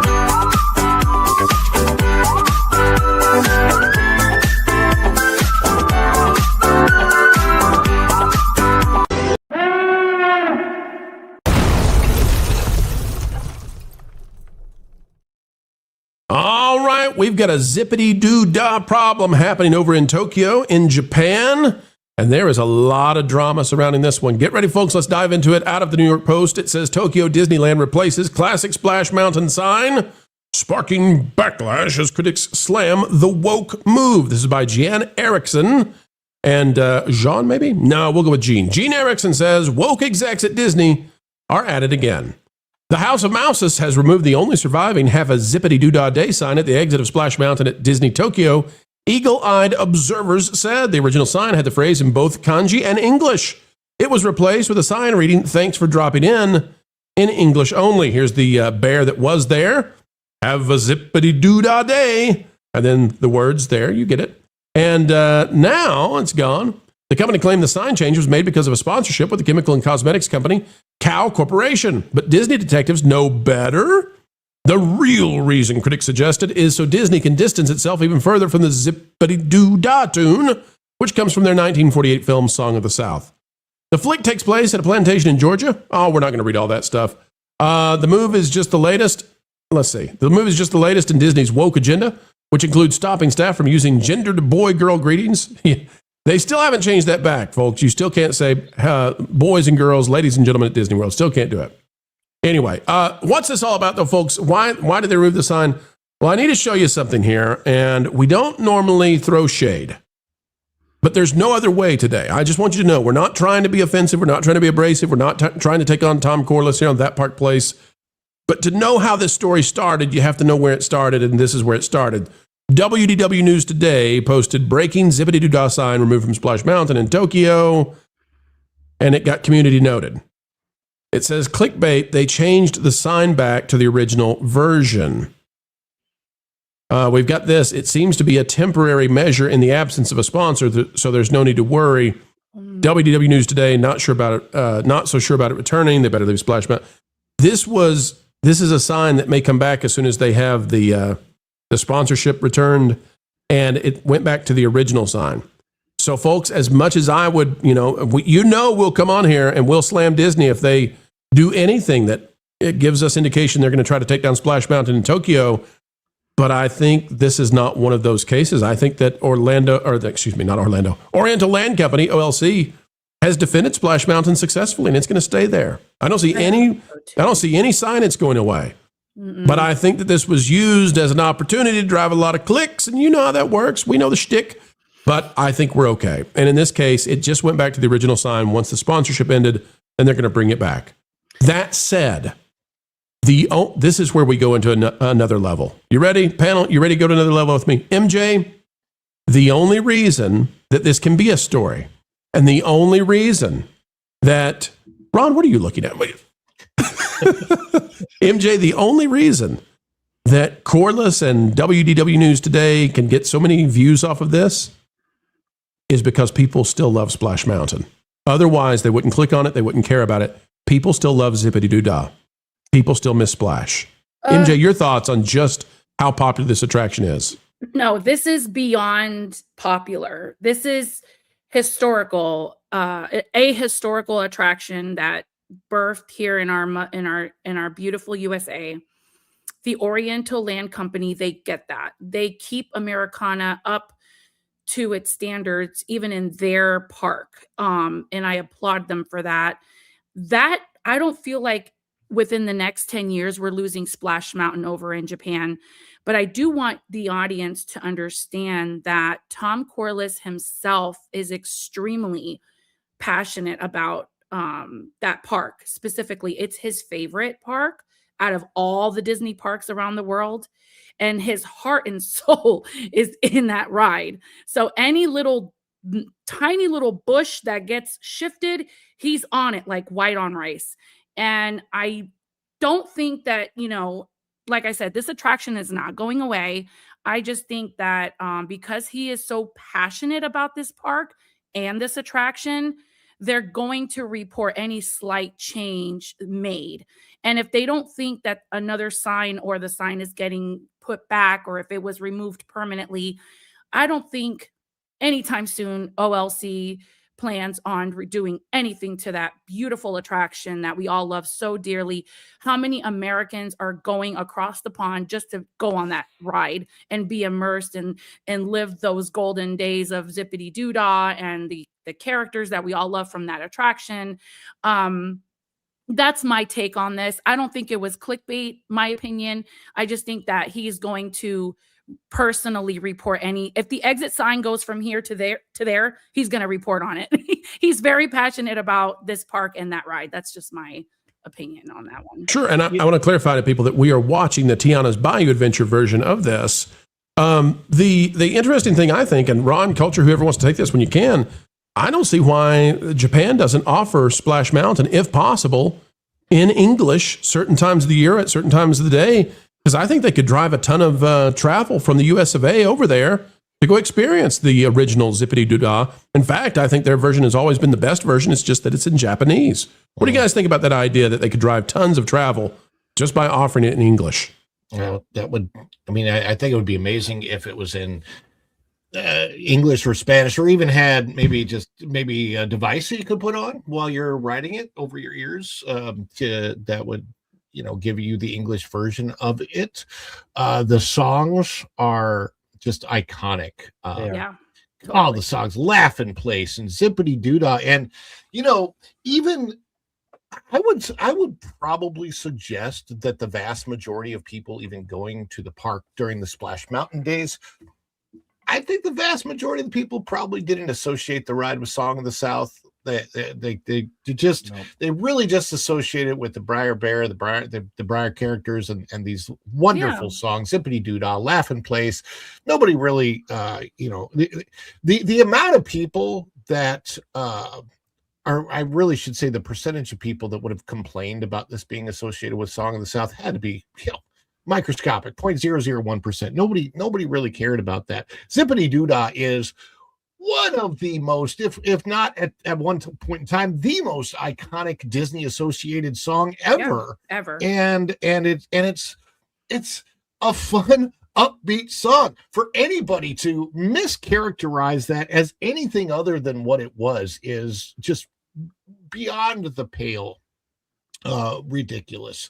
And even if they did want to retheme the Splash Mountain, I don't know why they didn't go with Western River Expedition to make it at least fit into Frontierland, which was an original idea for Frontierland that got scrapped, but it could have easily been a Western River Expedition ride or something like that. They didn't have to retheme it to something that does not fit. Tiana's Bayou Adventure, a mountain in the bayou does not fit. And the way that they had to make it fit was to do something that is pretty much worse than what people associated with Song of the South. If you want to understand that backstory of Avery Island and all of that. Look, thank goodness that Tokyo has this, and absolutely make it available in English at least part of the time, or figure out a way to do that so that people could understand, because that would be great. I mean, I think that Tokyo is probably driving traffic there now for people that if you can afford it, you can get out to it, go there, right? If we tie it all in together, and if you think about the cost of a multi-pass per person, and you do your math properly, a family of 4, if you save, right? And like I said, tie it all in. How much was it? $450, I'm sorry, for each person to ride as an attraction, You're talking about the Premier Lightning? You're talking about Premier Lightning Lane Pass? Yes, it was $450. $450 plus $200 per person per day for ticket. Yep. Okay, so if you math that right for a family and you save, right, you could take a trip to Japan and go to Disney and enjoy and have the time of your life, because remember, your food and whatnots are going to be significantly less than what you would spend here in the United States. What you need to save for is your airline, because the tickets are ridiculously cheap too. So you're saving for your room and your room and your airline ticket. Once you're in the park, you're good to go. It's a beautiful park. It's actually cleaner than the parks here in the U.S. And the attractions are bar none. Culture. No, just to add to something that you said, and this is we're about to talk about the power of the people. You have people who are married to this park. Tokyo Disney, beautiful. Tokyo Disney Sea, beautiful. Something that we don't have in the States. It's a completely different experience for you if you're from America. And if you mix in a stop in Hawaii for a couple of days each way, you will conquer some of the jet lag that you would get for international travel like this. But and believe me, that's well within budgeting for just trying to spend a week at Disney World. So set all that aside. Let's talk about the influencers and people like Tom Corliss and other people who do this type of coverage of the parks to this level, to this depth. Let's talk about That Park Place. Let's talk about WDW Pro. People like us, believe it or not, have enough influence over the company that they try to get the people who have the most impressions, that have the most persuasive channels on board with a lot of their garbage. Normally they do that with Access Media, but they can't do that with people like myself, Pro, Jonas, and probably Ron, and probably you also, MagicalyMJ. MJ would never change her opinion for Adult Whip. Never. Don't even try it, Disney. It's a true story. But the point being is Pro, and I'm sure you'll agree that they don't want this kind of heat. This is not the smoke they're asking for. Right. Because if this does get changed, if OLC acquiesces, which I'm with MJ, I don't think they will. But if they were to, this could be a heap of trouble. That Disney just essentially destroyed something iconic in the last place it possibly existed. Think about how much outrage there was over a dinosaur. Let's start to pay attention to the things that Disney does that are unpopular, and then let's put them in the spotlight, and they'll stop doing them. I still just can't get it through my head. How come they couldn't just give Tiana her own little attraction? Look, I'm going to speak truthful here. Me and my daughter, we just watched The Princess and the Frog the other day, because I know it came out in 2009, and I know it was a good film. Lasseter was behind that. It was a well put movie. Very, very cute characters. Everything was great. And I'm just thinking, and I look over at her, I'm like, do you really enjoy Tiana? She's like, I hate that ride. I don't like that ride. I like the Navi River Journey, Mom. And she's 7. And I said, wouldn't it be cool if in the Magic Kingdom over in Fantasyland, they put like a boat ride, kind of like It's a Small World, or like a Navi River Journey with Tiana, just a little boat ride, and with all the great songs from the film. Why couldn't they do that? There was a discussion, MJ. MJ, there was a discussion of taking the Liberty Bell and having Tiana be on it just for that reason. Yeah. And would have kept that going and kept the river going. Beautiful. And they chose, they chose not to. They could have redone the whole area where the scenery, just put a little bit of things from the, give us a taste of New Orleans that way. And that you don't have to destroy so much. I'm still concerned about the little shops over in Frontierland. What the little place where you could get a raccoon, tail as a hat. I mean, what is going to happen with Frontier? MJ, do you know how many worried about DVC that. pods? The number of DVC pods they can turn that into will be amazing. Why, you can't open a Splash Mountain when that mountain ain't got no water. No water. No water. No water. And Dreamer's Point is the antithesis of the idea that Walt had this incredible optimism and hope for the future, that if we all work together and we all dream together, we could build the impossible and make it our reality. Ouch. Ouch. If the Rainforest Cafe can have an attraction over in Texas, they could have done something better. Put Tiana somewhere, just leave Splash Mountain alone. Well I don't know said. why they did that. All right, let me press the button. Let's see what happens, folks. MJ, it's all about you. And don't know why I did that, but folks, why did we press the button? Because we got to get ready. Wild Man of Yavin has dropped 10 That Park Place memberships. Wild Man of Yavin, thank you so much. And we get lots of changes coming from members here on this channel. You're going to love them, I promise. We'll be announcing those next week. Thank you, Wild Man of Yavin. It was a peaceful planet until he arrived. Then he brought wild to our skies. So kind, so great. And we've got more, folks. Dr. RJ is out there dropping 5. Hollywood and Disney are well known for their grooming and indoctrinating undeveloped minds. Started with Disney, 19 years old. She started with Disney, 19 years old. Talking about Zegler. Yes, indeedy. That's sad. Poor Zeg.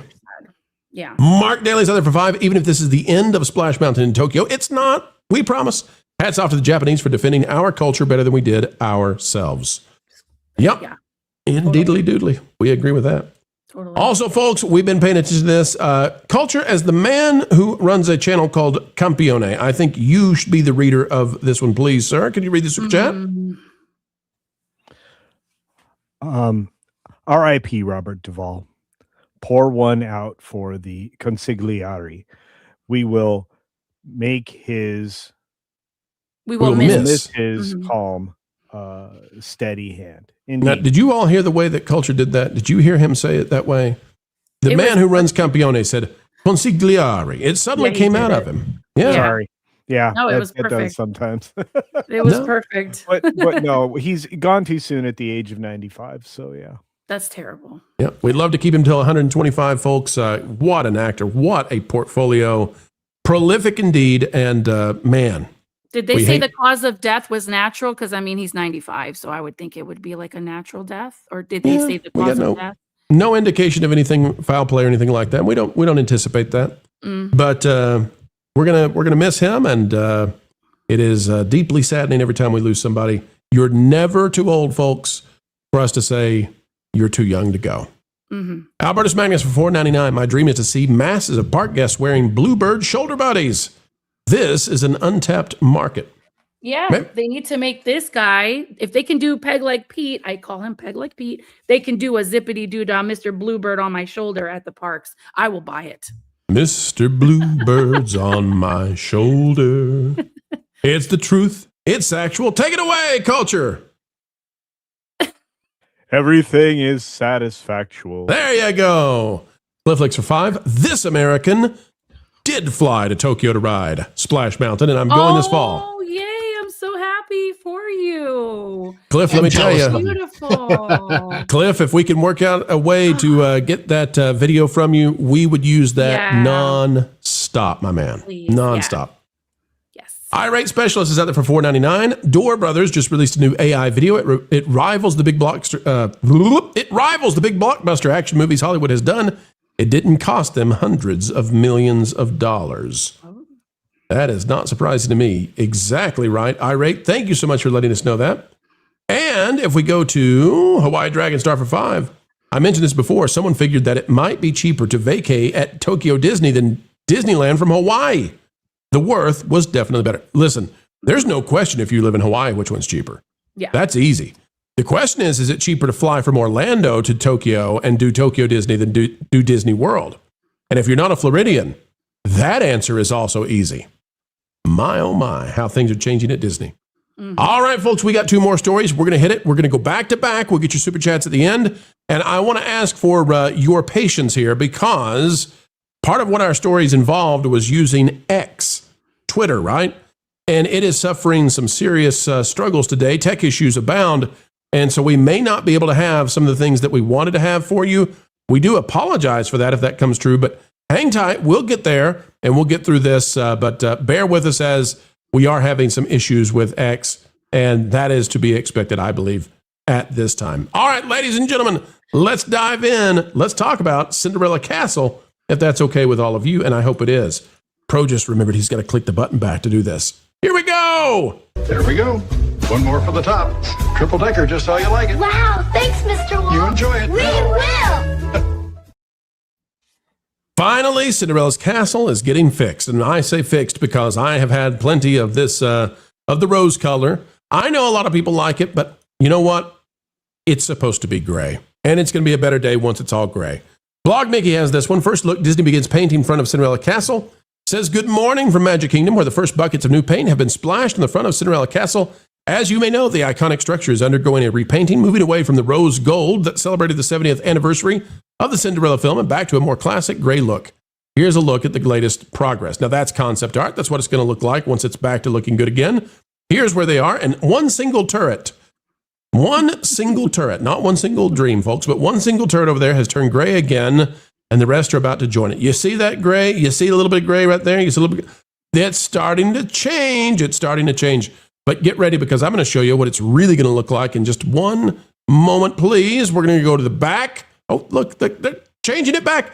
Let's go to the back of the castle, and it's done. It's so exciting. Look how pretty, look how beautiful it is with the gold trim, the blue, shining with that gray. And I know I'm a full-grown adult, and it's okay, but Cinderella's Castle, this is what you need to know.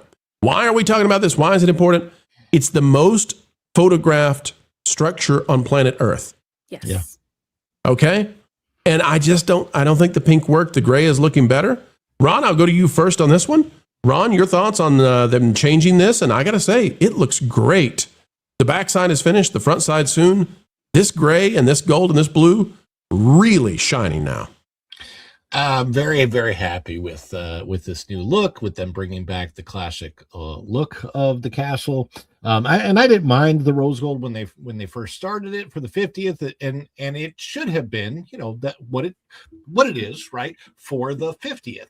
For the 25th, my gosh, they did a whole freaking turned it into a birthday cake for the 50th, they actually did something better. They made it look kind of a elegant upgrade, if you will, in the sense that it was a temporary thing and it was specifically for the 50th, which the 50th itself was horrible, but that's a whole other story. What it could have been, what it was supposed to be versus what it was is completely different. But I am so glad that they're bringing this back, and I wish I could say I really look forward to December when the dream lights are back. Yeah, I don't think those dream lights are coming back anytime soon. They save too much money not having it, but this is amazing, and I'm so happy, and I'm very proud that they decided to do that, because they could have been lazy and just left it, right? But this is phenomenal, and this is, like Pro was saying, weddings are done in front of the castle, proposals, everything. Birthdays are celebrated here. I mean, this is out of a film that this is why we're all sitting here, because we all grew up watching these beautiful classic films that are dear to our hearts. Just because it's a princess with a glass slipper, there's a message behind that. And if you really know the message behind that, you will have tears in your eyes, and you will be in front of the castle watching the fireworks, and just know that what Walt intended is something beautiful, and no one can take that away. No matter what you're going through in this life that we're living, the life that we're living. Pro made a good point the other day. Post-pandemic has been very difficult for a lot of people. There's new illnesses, and people are losing loved ones. This place brings back hope. It brings back everything, like you can do this. It gives you inspiration if you have something cooking in the background that you're not so confident about doing. And now, you go there, you take a trip and you listen to the lyrics of the music, and it's like, oh my gosh, I'm going to start that project tomorrow. I'm going to make changes. It's just to each their own, but this is fantastic. And I could just start crying, but I'm not going to cry. But it's very nice. It's very nice. Yes. Yeah, and culture. The castle originally was designed to look great with the Florida skies. They actually, study this sort of thing. And I just don't, the gold was nice for a year, but I think it became the wand on Spaceship Earth, the one that just would not go away, right? The Y2K that stayed. Well, that plus, remember when Stitch just toilet papered the castle? That was terrible. That was a funny thing, except that there were people there on their once a lifetime trip who are like, really? Well, really? I mean, the birthday cake for as long as it lasted, which was overly long as well. I mean, and again, this is the problem with Disney. We're gonna put forth this great idea, but we're not gonna put forth the idea to get rid of it in a timely way. Well, we want to take advantage of everybody who wants to see it done like this. That's right. Well, I imagine 2 years is long enough, right? More than that's just overkill.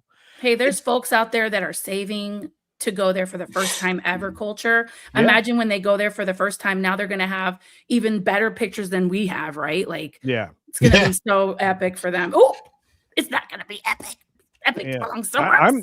I'm looking forward to my next visit, but and again, just surely because ever since we gotten this version of the castle, I have a history of pictures of this castle. One of the saddest things, though, is that as you suggested, if you try to propose in front of the castle, the cast members will stop you. No, they won't. Culture. What? Unless you're in Paris every once in a while. No, culture, that's a trending thing. But no. They'll take care of you. They'll let you propose. Folks, there's what it's going to look like. That's the new gray returning. Yay. And to give you one more look, and good job to Blog Mickey for covering this. Yeah. Folks, you can see one of those turrets turning gray again. The pink, it's got to go. Get rid of the pink. We've had enough of it. And I don't know, maybe it'll make the dink sad, but we're happy about it. We're happy about it, eh? That's right. A little sprinkling of Tinkerbell's fairy dust can make you fly. Get that stuff off of me. All right, somebody's about to fly, and that's Ron of Father Bradley's Fun, because we're going to be sending you all over to him in just a little bit. He's going to be covering everything fun that's under the Central Florida sun. Ron, to the folks out there, what you got on your show coming up? Well, we are on the dish at 2:00. We're going to talk about President's Day, and from the aspect of what are they actually doing at the Magic Kingdom in Liberty Square? Where is that land going in the future, or is it even going to stay? We'll talk a lot about that. Of course, we'll talk about the box office numbers over the weekend, which they're technically not finished yet because this is still a holiday. And we'll cover all of the things that should be fun. Wonderful. All right, Ron, we'll be sending the folks over there to you in just a few. See you in 15, Ron. Yep. All right. What are you all trying to say? Does this mean something that I don't understand? Surely not. Salmon, I say. All right, let's see what it says here. Cuban Superman, member for 11 months. It says, I'll always love the birthday cake castle. Iconic. It was. Yeah. Was. Maybe not in a good way. Fun. I really did. I was less thrilled with the Stitch thing. And then, of course, they dishonored Stitch by taking out his attraction in Florida, which was dumb. Rest in peace, the chili dog smell. And rest in peace, Robert Duvall, but in a far different way. Folks, don't mean to make light of that, but Michael Steele for 2.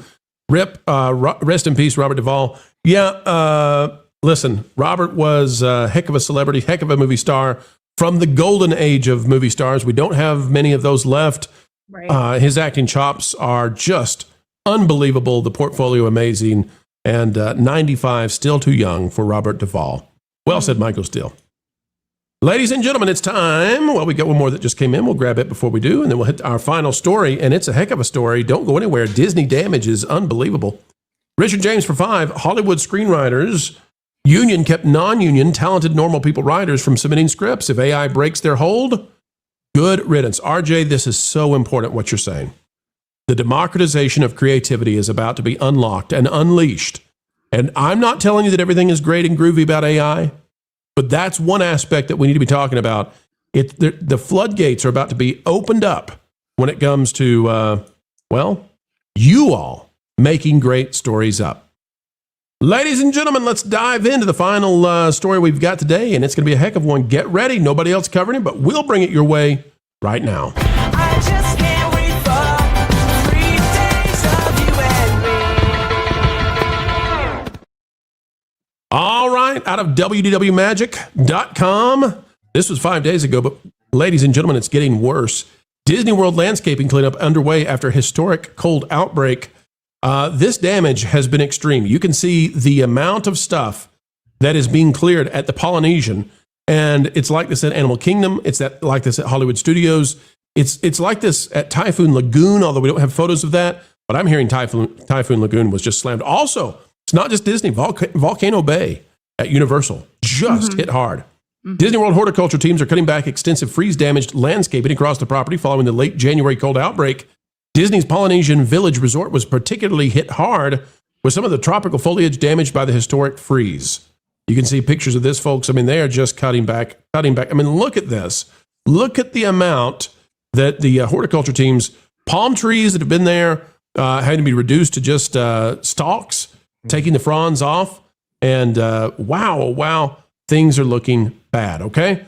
This is what it looks like. But I have a picture now I want to share with all of you that I think gives an idea of just what kind of damage was done to Disney, and it may take years to recover from it.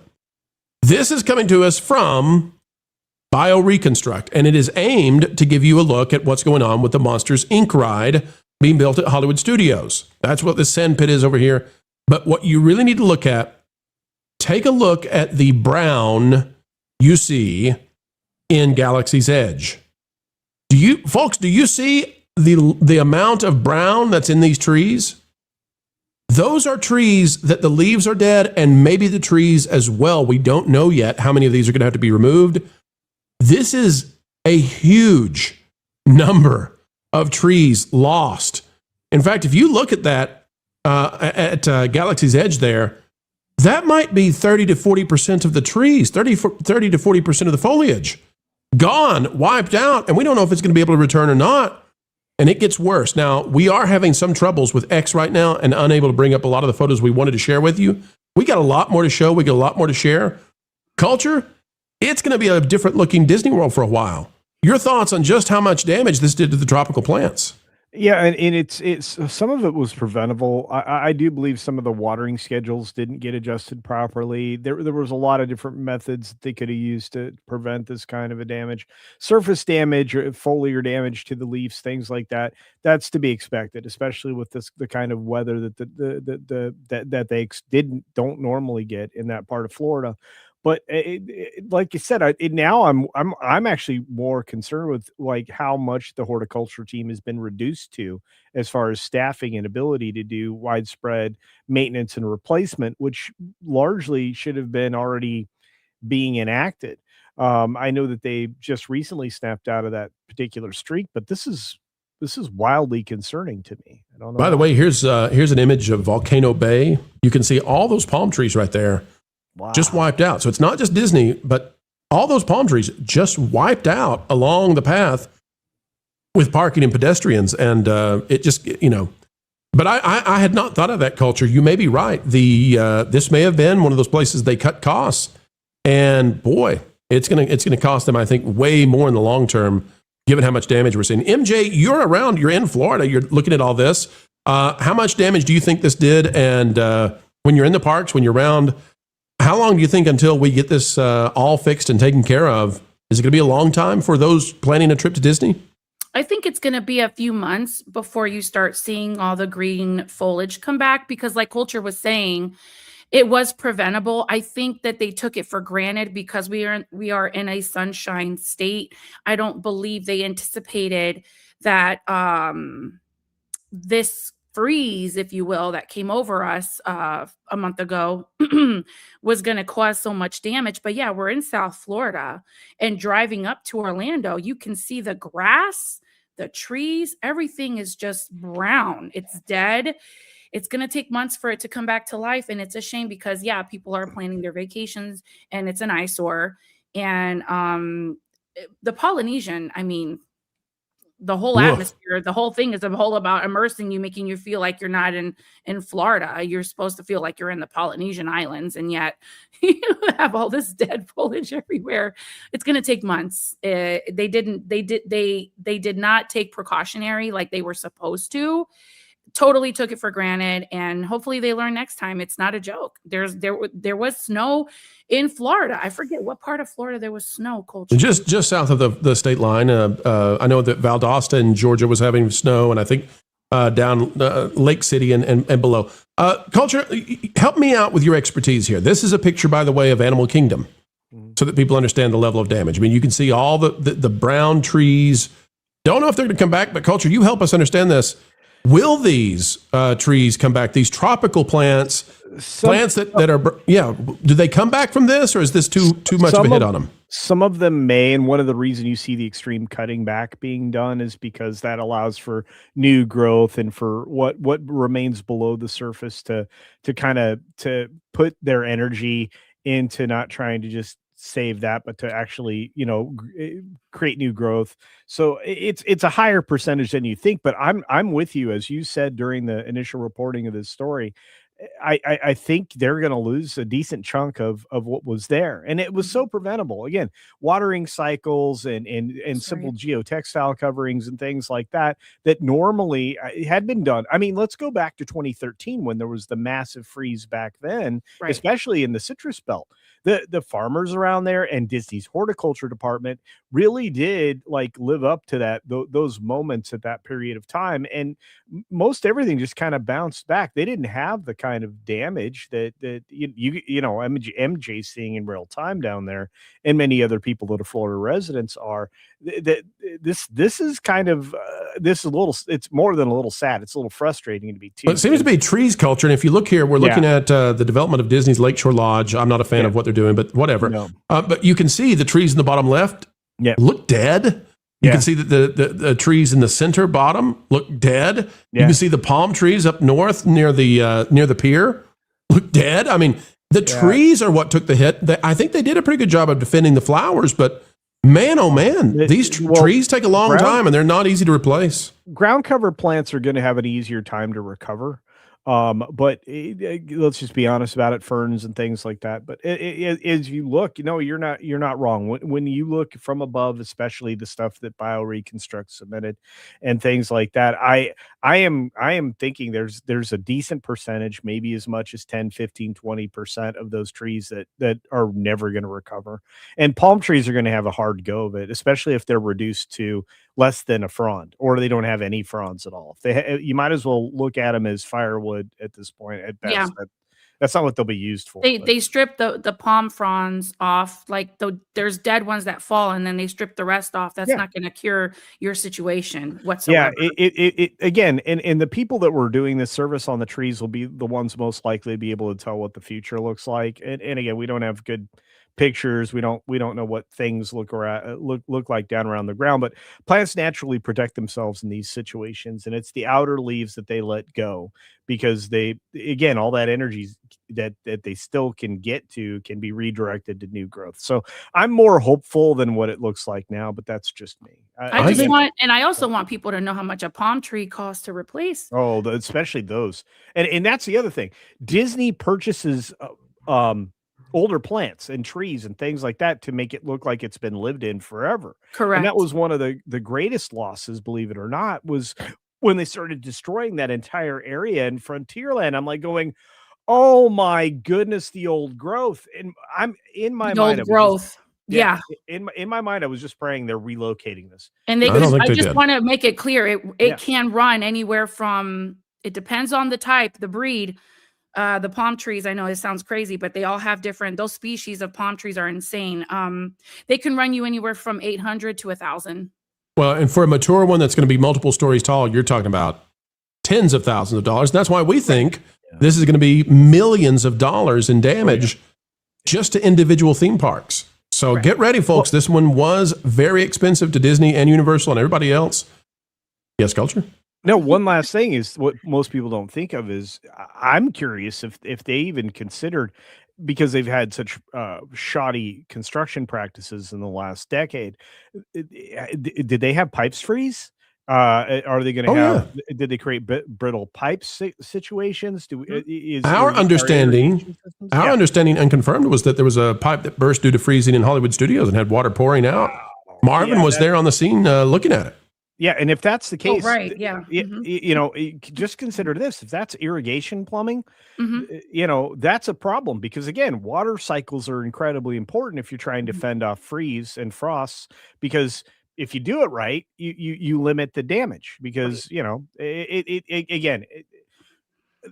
used to have. I'm not sure. Again, I don't know much about what their horticultural department anymore, but they used to have the very best in the world. Like other places would come and study them. It was like going to a national park. There's one of the things that you could go around at Disneyland and Disney World is looking at the placards for the plants because they give you the name and the species, the common name and the actual species. Somebody visited Discovery Island. I'm finding out Culture was a Discovery Island guy. I was That's where they had huge fan of Discovery Island. That was amazing back then. I guess it was measuring attendance at Disney World on July 4th, which didn't really factor in temperature, which is about 100 degrees and 99% humidity on that day. And so what we've tried to do is really bring that shape language from the architecture.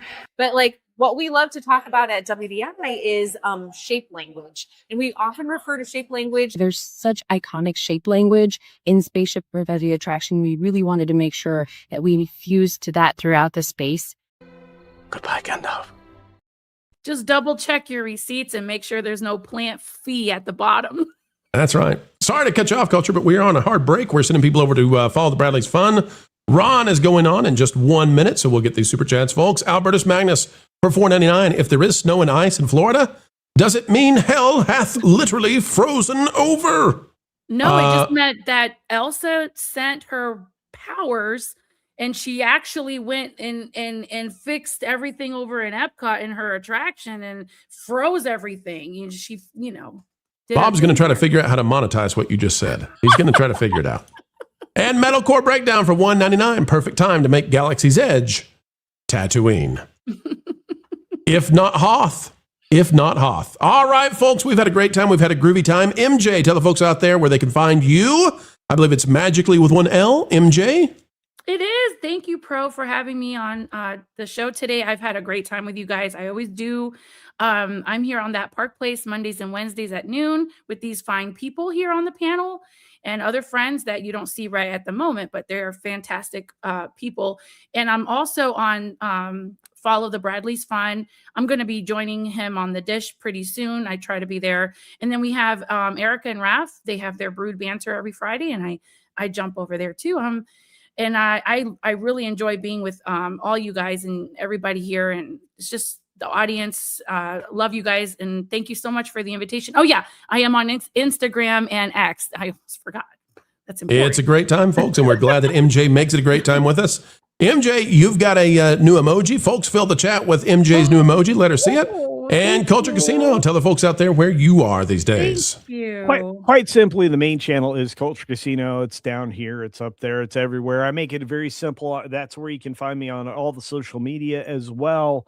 And I just want to say thank you for growing the channel by over 3,300 members in the last 28 days. Holy moly! Subscribers, not members, but we are chasing the 1,000 member goal, which will sustain the channel going forward. I know Pro knows something about that. And look, you guys are absolutely the best. Thanks for checking it out. We try to drop 3 videos a day, so do check out the channel, subscribe, make sure that you turn on the notifications. You gained how many subscribers in a month? 3,300 so far. What are you and Wizard doing over there? What are you giving away for free? Folks, this man is it's the beard. Accelerating and Excelsior. We hope you all have excellent days today. Get out there and make the world a better place. You're just the kind of person to do so. Purple potatoes, fried green tomatoes, arugula. With the charge, the spark of truth, the storm you can't silence. Culture Casino. Let's go. Culture Casino. When the EMS tries their best, When false authority strikes, I strike back. Culture Casino.